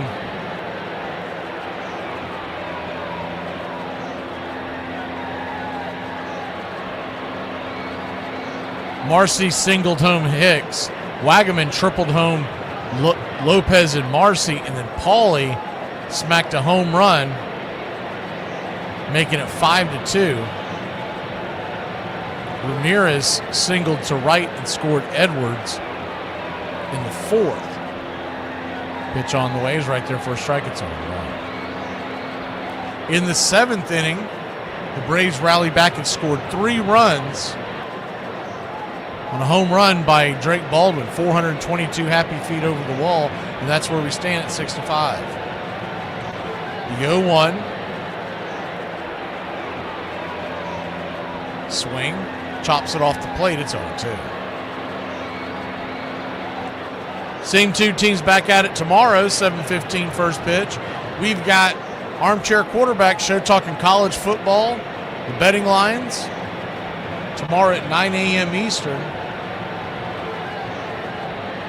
Armchair Quarterback Show is returned Thursdays and Friday mornings at 9 a.m. In the off-season, Major League Baseball. It's the 0-2. Swing and a miss, strike 3. Got him with the curveball, 2 down.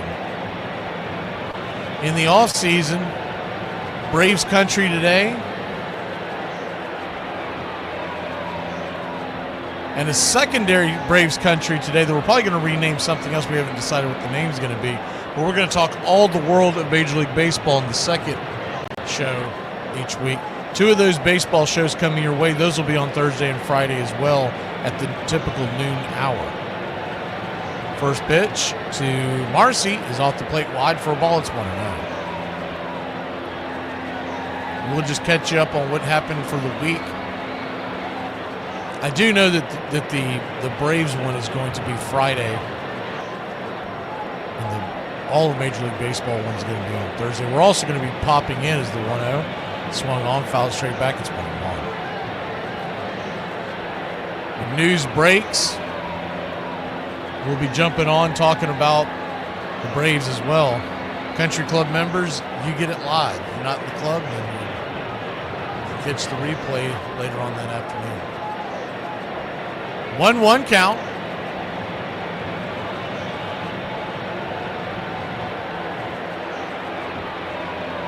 Brings it.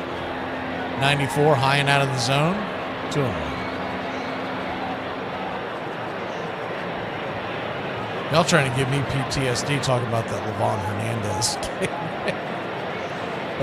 I'm still not over that one. The 2-1 count.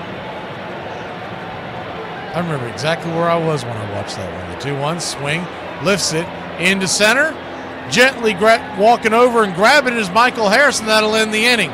We'll head to the bottom of the 7th inning. 75% of the world is covered by water, the rest by Michael Hawk Harris.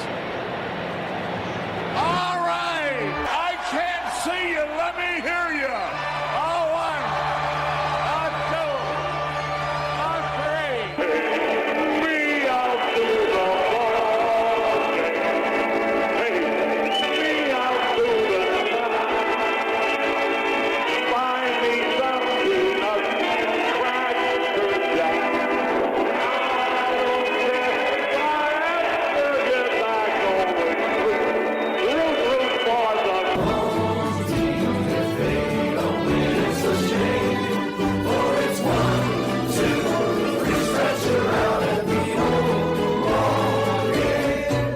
Take me out to the ball game. Take me out with the crowd. Buy me some peanuts and Cracker Jacks. I don't care if I ever get back. Let me root.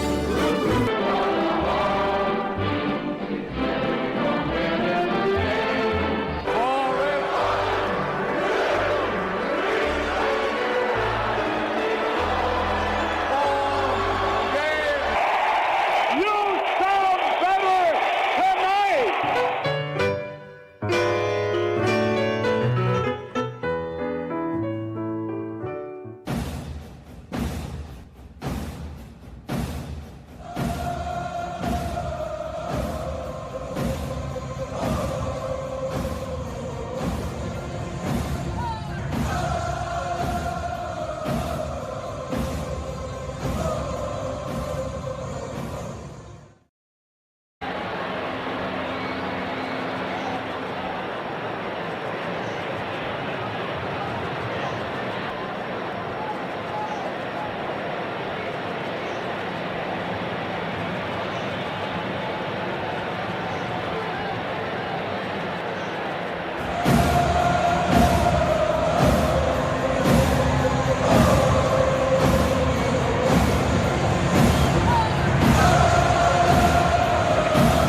Welcome back. Nacho Alvarez will pinch hit for Luke Williams.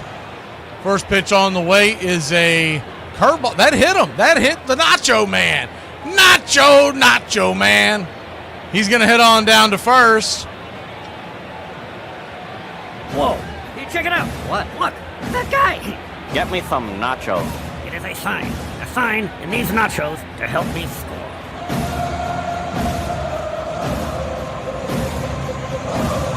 So he'll head on down to first. A little surprised they're not pinch running for him, but maybe they want to see if he can actually play short. Thank you for the contribution there, Iron Lung. First pitch on the way. Profar's popped up, back out of play. It's over.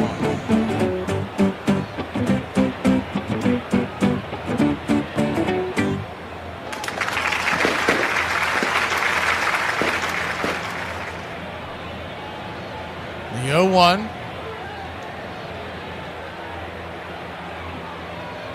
Lefty-righty matchup. Simpson fires. Hammered down the third base line into the dugout. Off the dugout. It's 0-2. Wake-up call for all the Marlins over there. The ball was shot towards the dugout, banged off one of the poles there. They're all getting a big laugh out of it because I think someone might have to throw out their britches. The 0-2 in the dirt. Good take. Curveball. That was a nasty one. It's 1-2. 1-2 count.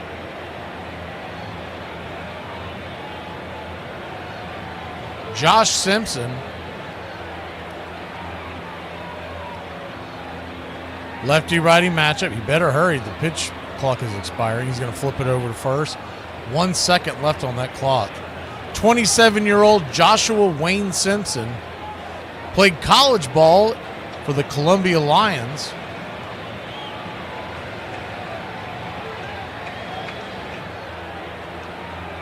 Drafted in 2019 by the Marlins. The 1-2 just got a piece of that. Probably chased it off the plate, but trying to stay alive. Do it again. I don't see a lot of folks coming out of Columbia playing baseball. That's where my mom went.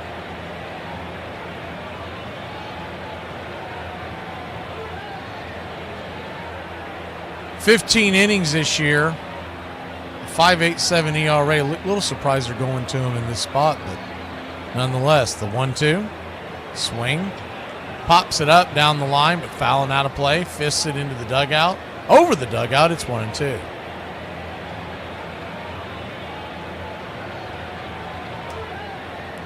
One-two count.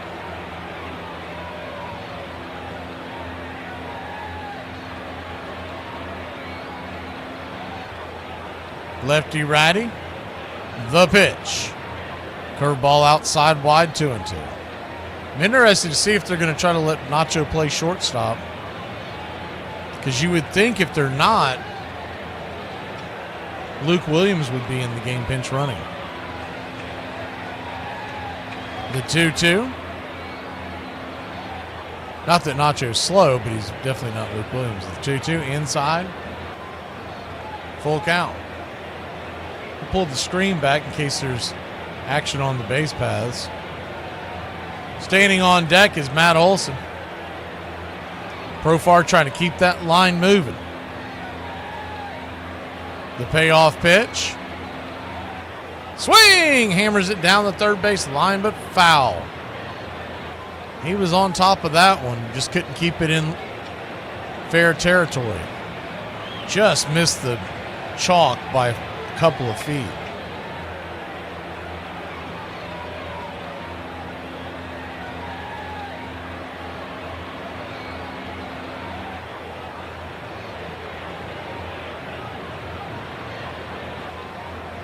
Payoff pitch, swing, hammers that one foul down the line. Now they're saying that Fetty may start game 2 of the doubleheader, meaning Waldrop would pitch game 1.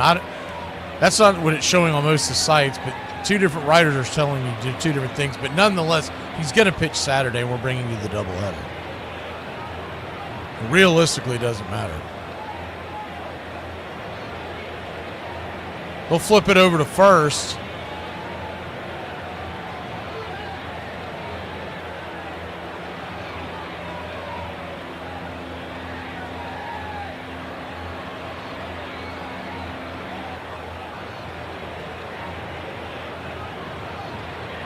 The payoff pitch, high and out of the zone, ball 4.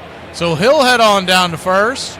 Runners on first and second. Nobody out. Good at bat there by the Jerk Store. And we got things rolling here in the bottom of the 7th inning.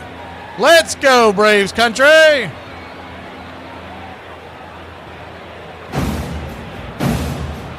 Well, the Jerk Store called. They're running out of you. It's smart. It's a smart line, and a smart crowd will appreciate it. And I'm not going to dumb it down for some bonehead mass audience.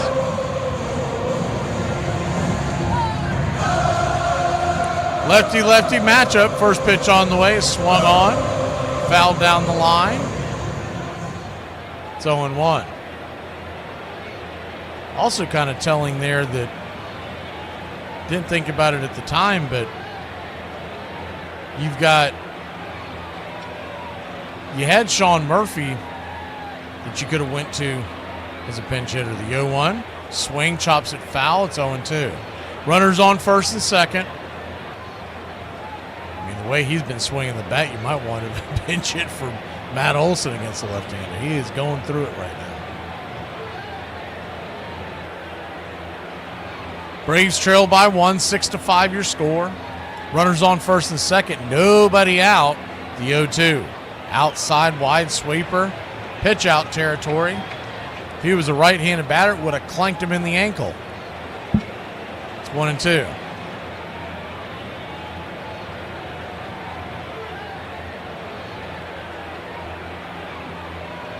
The 1-2. Just below the knees. Got the call, but if he got rang up, there's nothing he could argue about because it was right there. Looked like it might have missed a touch below, but with 2 strikes, it is way too close to take.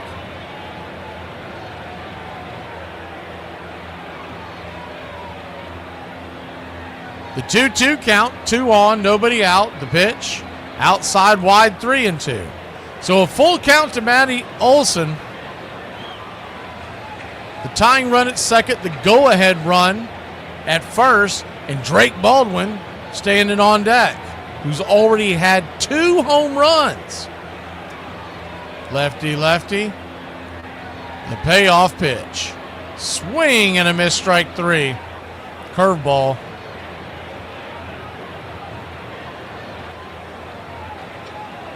One away. One down, and Drake Baldwin will come to the plate.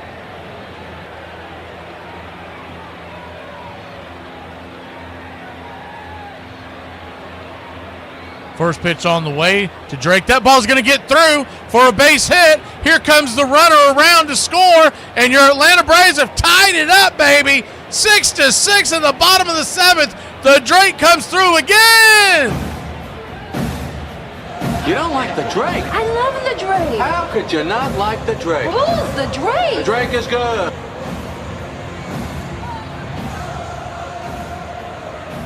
Slaps it right through the 5-6 hole. They were playing him on a shift to the right side, and it just got past the diving glove of the third baseman, Paulie. And now the go-ahead run is at second. We have first and second, 1 out, and that's going to be it for Simpson. No! He's out of the game. We'll be back in a flash here on Braves Country. Well, the season's finally here, and the players... Hey, football fans, you ready for the gridiron? Thursday and Friday mornings, the Armchair Quarterback Show returns, 9 a.m. Eastern. We'll be talking college and NFL football, the point spreads, fantasy football advice, and more. Want to catch it live? Become a Country Club member today here on Braves Country Radio. We'll make the replay available to the public later on that day as we're being broadcasted nationwide on independent radio stations. As a member, catching it live live. You can ask your questions. We'll answer all. Point spread advice, player props, your fantasy football questions. It's the Armchair Quarterback Show. Thursday and Friday mornings this fall here on Braves Country Radio. The armchair quarterback, he's full of beer and he's full.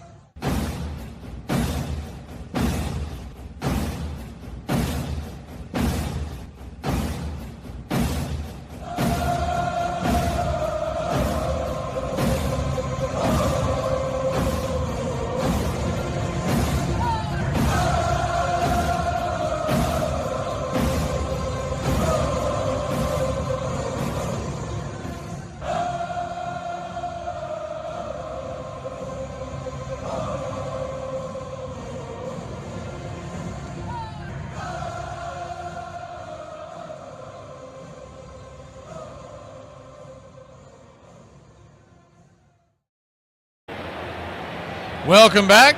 Anthony Bender, who is a tough customer, will come to the bump. First pitch on the way is 96 right down the pipe sinker. It's 0-1.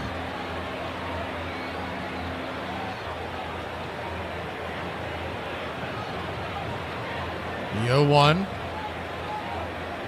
Bender, the right-hander. We've seen him plenty of times before. Kicks and fires to Ozuna. Down and in, sinker misses. 1-1. Bender with the 2.33 ERA this season in 46 innings. He's got a career ERA just over 3. The 1-1. Swing! Rolls it down towards short. The only place that he can go is to first. It's a wild throw! It's a wild throw, and the run will come home, and your Atlanta Braves have taken the lead! How about that? Put the ball in play, and you never know what's going to happen. Braves Country!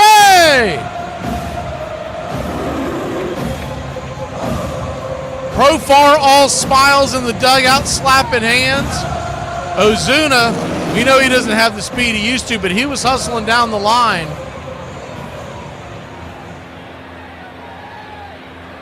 And the throw goes under the glove of the first baseman, Wagaman, and gets away. And they've got runners on second and third now with one out. And Michael Harris, the batter, righty-lefty. Swing! That ball's hammered over to second. Line drive catch. What a great defensive stop by Xavier Edwards. The more and more I see this kid play, wow. That's a game-saving defensive gem right there. That ball was line drived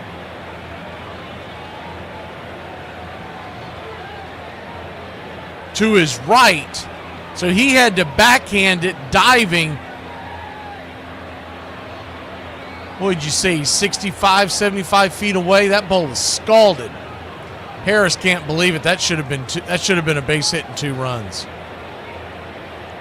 So Braves do have the lead 7-6.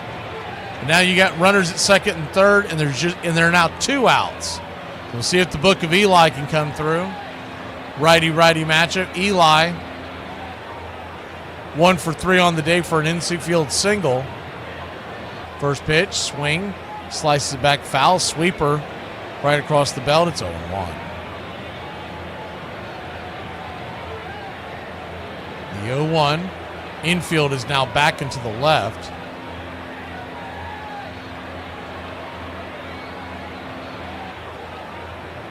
Kicks and fires. Check swing. Did he go around? They said he did. I'd have to see that again. That looks a little ticky-tack. It's 0-2. Yeah. Not in that spot, you don't call that. The 0-2. Down and away. 1-2.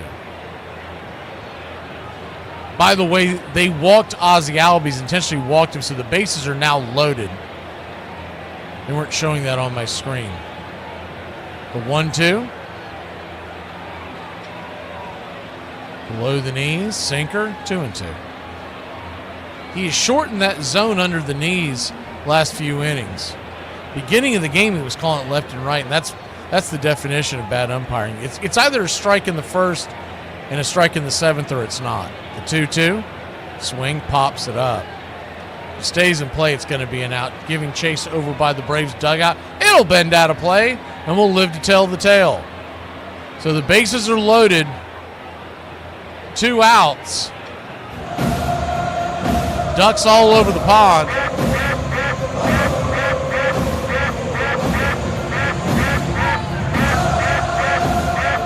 Righty-righty matchup. Bender comes set. Looks in. And here's the pitch. Swing, dribbles it towards the mound. It's going to be an easy 1-3 put out. Eli booking it all the way down there, but couldn't get there in time. And that'll end the inning, but not for your Atlanta Braves. Put a couple on the board. It's 7-6. We go to the 8th, and you know what that means in Braves country. Let's go. 106 miles to Chicago. We got a full tank of gas, half a pack of cigarettes. It's dark, and we're wearing sunglasses. Hit it. It's happy hour. When wins become losses and losses become wins. You guys going to happy hour? Yeah? Yeah, I'll come for a couple. Just a couple, though. Not like last time. Okay. Get it! Have dinner, buddy. I put my pants on, one leg at a time. Guess what? I got a fever, and the only prescription is not... Ladies and gentlemen, we interrupt our program of dance music to bring you a special bulletin from the Intercontinental Radio News. You're in Braves country. Ups Pregame. Salute.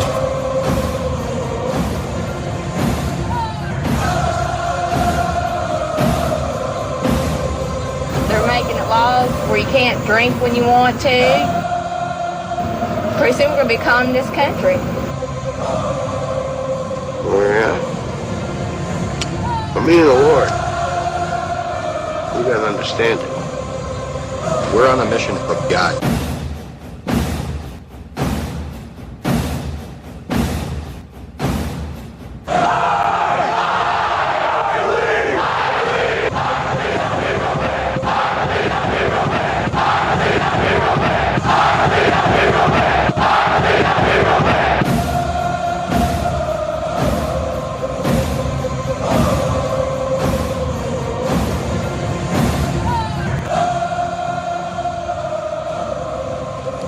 Dylan Lee will come on.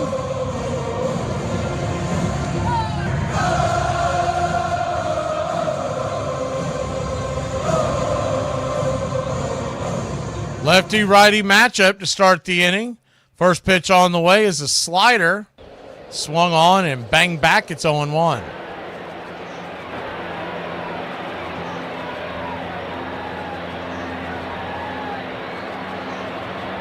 The 0-1 from the southpaw. In the dirt. Slider. Wagaman, who's 1 for 3. 1-1.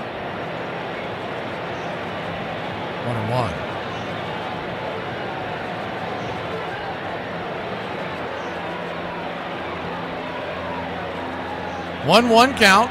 Swing, chops it foul down the line.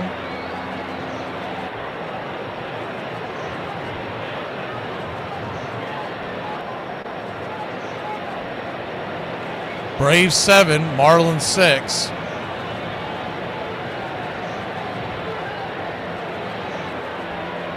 The 1-2. Swing and a miss. Strike 3. Got him with the changeup off the edge. 1 away.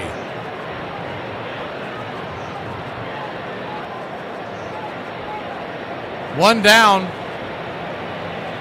Dylan Lee. What you typically see from him is a 2-pitch mix with the changeup that he'll go to get you to chase at the end.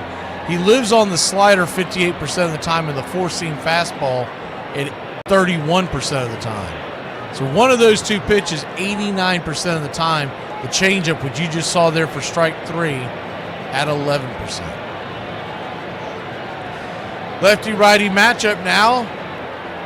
Hernandez comes on to pinch hit. Roberto Hernandez takes a swing at the first slider, bangs it foul. It's 0-1. Hernandez pinch hitting for Johnston. Lefty-righty matchup, the 0-1 in the dirt slider, 1-1. Braves trailed this game 6-2 and have come roaring back to take a 1-run lead.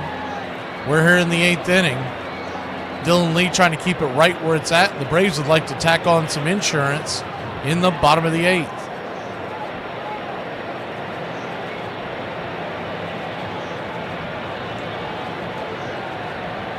A 1-1 count.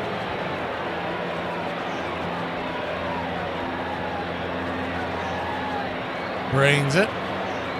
Slider down and in, 2-1. Infield back and to the left.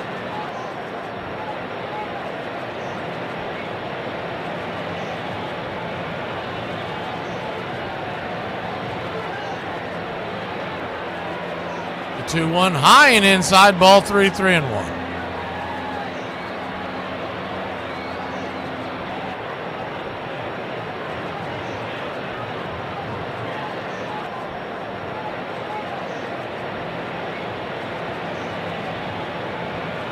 The 3-1 count. Swing, chops it off his instep. Now you got a full count.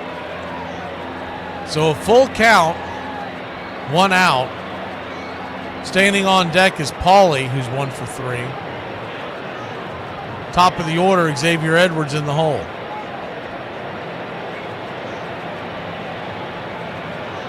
Hernandez steps out of the box for a second, digs back in. The payoff pitch.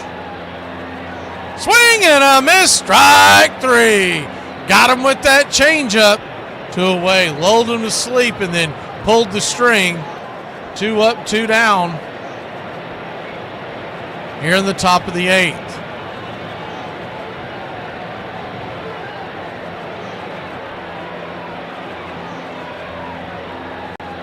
Two down, and that'll bring Paulie to the plate.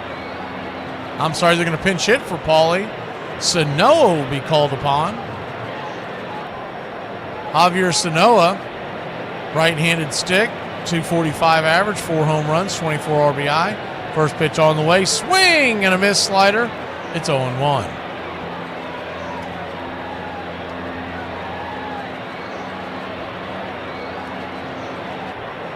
The 0-1, lefty-righty. Swing and a miss slider. It's 0-2. If he drops that slider down just a little bit more, I think he can throw that one again. He is not picking that up. He's just kind of flailing at it. Looks like with a drunk man taking a hack with a fly swatter. The 0-2, swing. Soft line drive over to shortstop. Nacho Alvarez will make the catch, and that'll end the inning.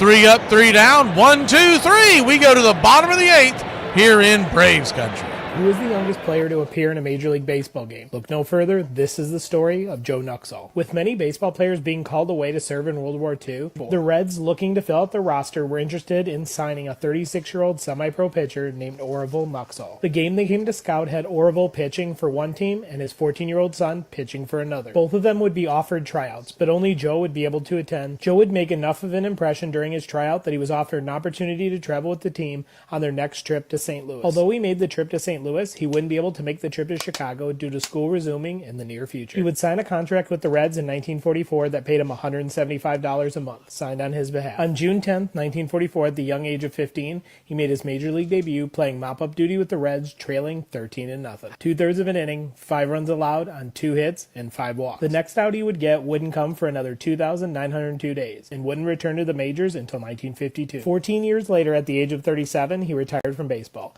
With 135 wins, wins and 2,300 innings under his belt, spanning over 16 seasons. At the heart of this cultural phenomenon was Jackie Robinson, and in 1956 he would lead the Dodgers to the 6th pennant of his career. It would also be his last. With Robinson's retirement, Brooklyn was losing a hero, but after the next season they would lose something more. Roy Campanella would have his career tragically cut short in a car accident. Campy's accident stunned the whole team. When we found out he was actually paralyzed, we didn't say a word. We just couldn't speak. Before they could get over the loss of their two great heroes, the borough of Brooklyn would lose their entire team. As the Dodgers announced they were moving to Los Angeles for the 1958 season. For Brooklyn fans, the pain would be both immediate and long-lasting. When it came out that we were moving to L.A., oh my God, they went up in arms. They couldn't believe it, could not believe it. It was like losing a loved one.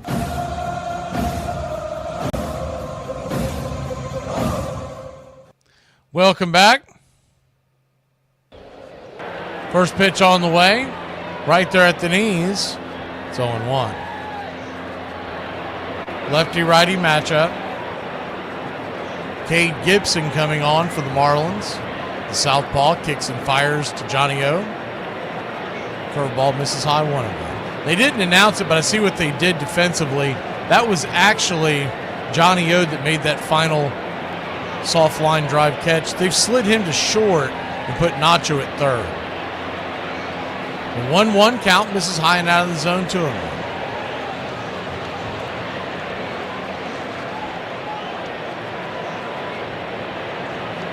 Braves 7, Marlins 6, the 2-1. Chopper back towards the mound. Going to be a tough play, and he cannot get a hold of the ball, and it's going to be an infield single for Johnny O and the Bravos. Good piece of hitting, good piece of hustling. More like it. And the Braves looking for some insurance. It's not about muscle. Simple physics. Calculate the velocity V in relation to the trajectory T, in which G, gravity, of course, remains a constant. It's not complicated. Honestly, I think if he throws the ball... Oh, okay, he never had a hold of it. At one point, I thought he just held it because he thought Johnny O's speed was going to get him, but Johnny was stumbling out of the box. First pitch on to Nacho Alvarez is down and in. Changeup misses. 1-0. He turned to bunt and pulled it back in time. 1-0. Do know one thing about Johnny O. He is supposed to be a base stealer.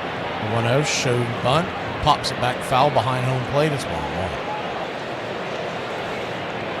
He looks like he's about to take off.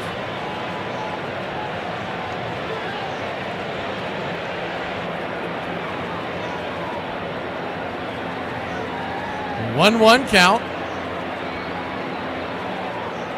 Lefty righty. Pitch high and out of the zone, 2-1. Not showing bunt that time.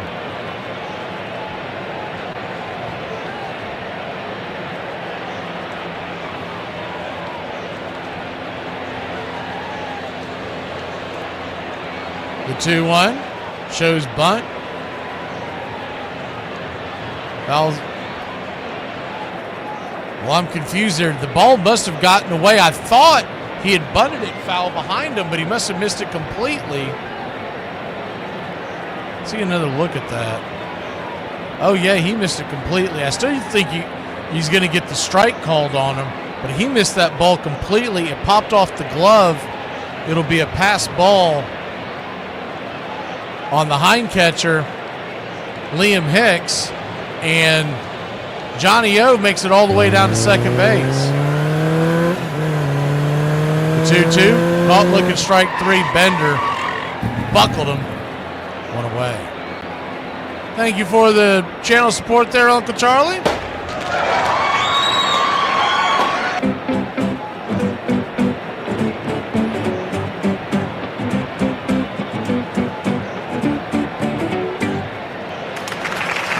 Tends to bring us good luck when we get those. Here comes Jerks and Profar.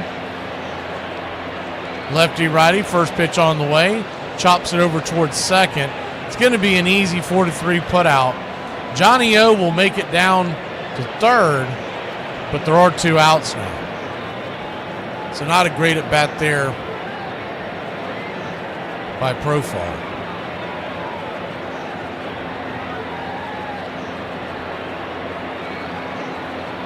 Lefty-lefty matchup now. This would be a good time for Olsen to come through here in the clutch. He's walked, he's singled, he has scored a run. First pitch, Bender, top of the zone. It's all in one.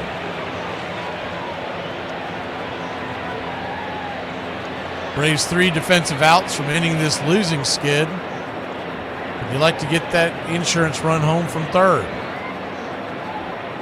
Pitch on the way, outside wide. 1-1. 1-1 count.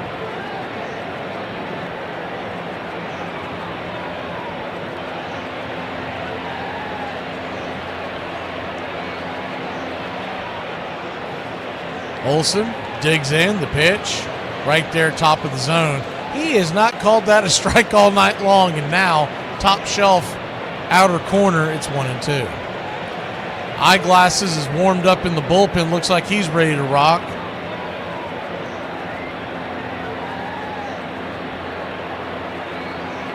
The 1-2 in the dirt, ball gets back, and here comes the runner home, and Johnny O's going to score on a wild pitch. Are you kidding me? The ball got kicked around.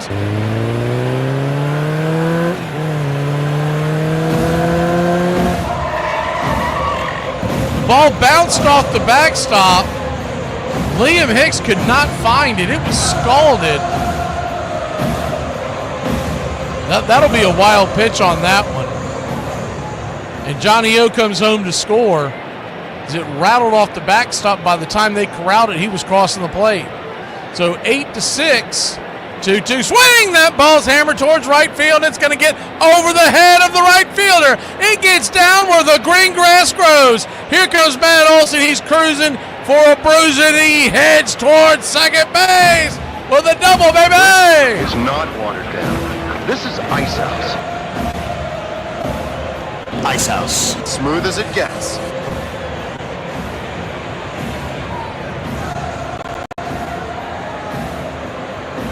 Hard hit ball, thwack over the head of the right fielder.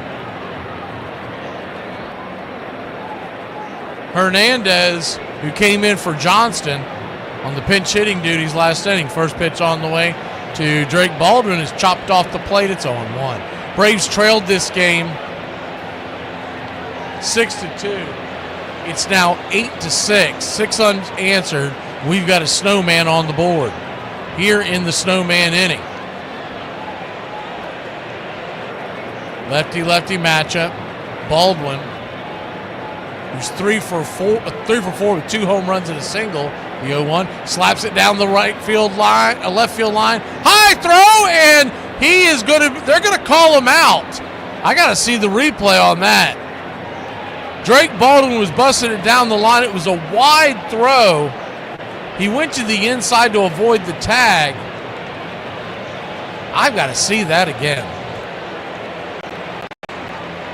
They're giving us a bad view because it's right up the line. He might have gotten him on the hand. There's got to be a better view than what they're showing us. Terrible view so far. But I'm having to go off the Miami vision. I guess they're not going to challenge it. We'll be back in a flash. Braves lead by 2. We go to the 9th inning, and Eyeglasses is coming in.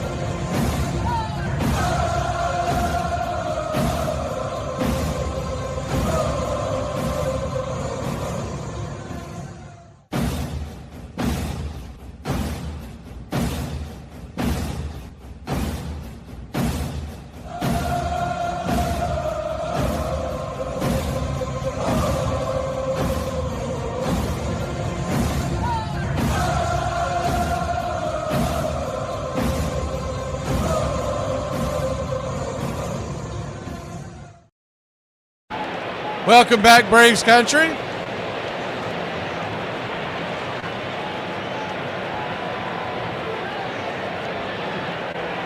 Atlanta Braves lead this one by 2.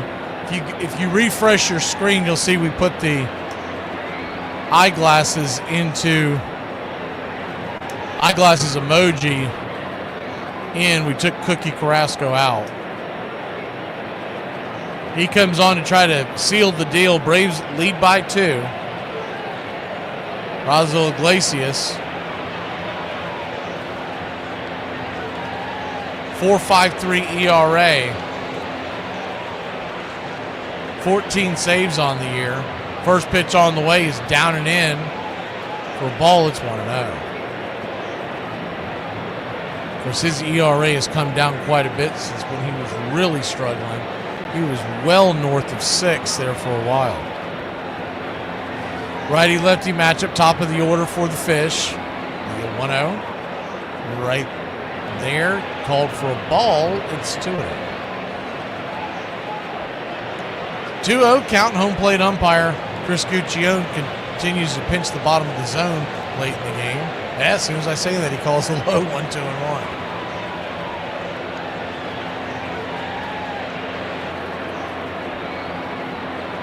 The 2-1 pitch. Swing. Fouls it back, 2-2.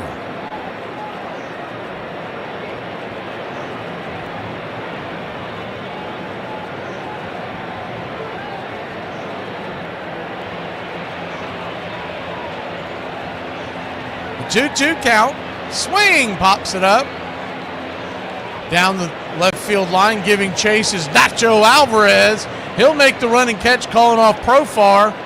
He said, Profar, no sir, I've seen you in the defensive spot too many times this week. One away. Whoa, hey, check it out. What? Look, that guy. Get me some nachos. It is a sign. A sign that needs nachos to help me score.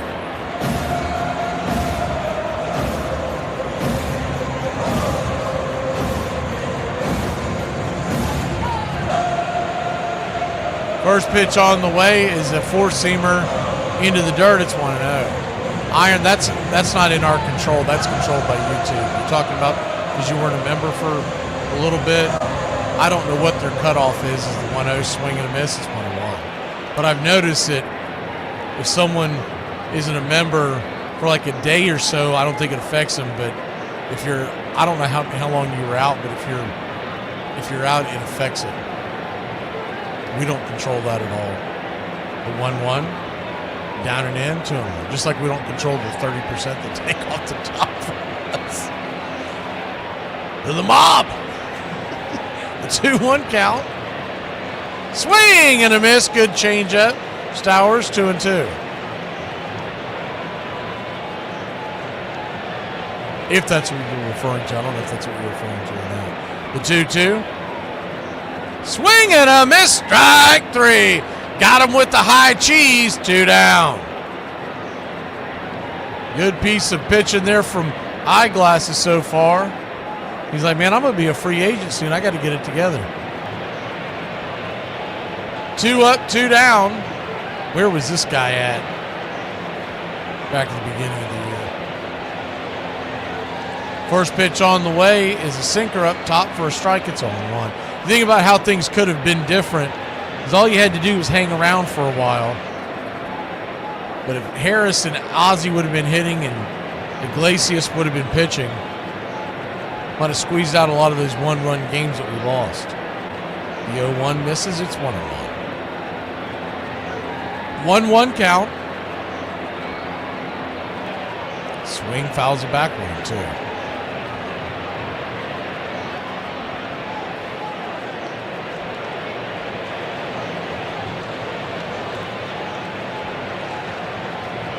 Marlins down to their last strike. Braves country getting to their feet. The 1-2. Misses down and away, 2-2.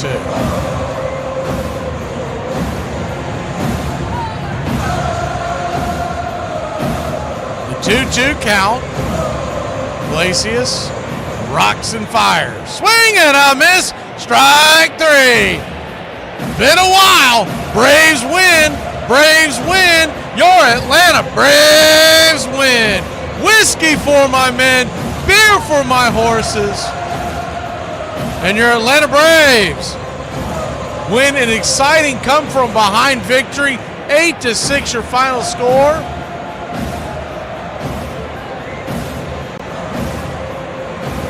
Take game 1 of the 5-game series against our division foes, the Miami Marlins. Well, I think you know, if you were here the whole game, I think you know who's going to get the game ball. Give that baby boy to Drake. The Drake. You got to give him the game ball. The Drake comes through in a big way. He goes 3 for 5. 2 home runs. I love the Drake. How could you not like the Drake? Who's the Drake? 5 RBIs. 2 runs scored. And your Atlanta Braves win it 8-6. We'll see you tomorrow. For all you football fans, 9 a.m. Eastern, Armchair Quarterback Radio Show. For all you baseball seam heads, we'll see you tomorrow night, 7:15 first pitch. Play-by-play of your Atlanta Braves. And I don't want to spoil the mood, but it's Bryce Elder Day. See you mañana, baby!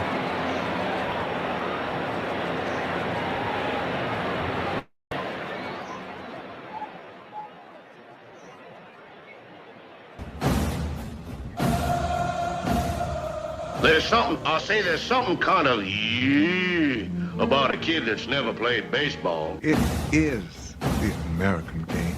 That's just what it is. And actually, I can feel like I'm 15 when I'm talking baseball. I'm watching baseball. This is it. It does this. It can do this to any. It brings you back.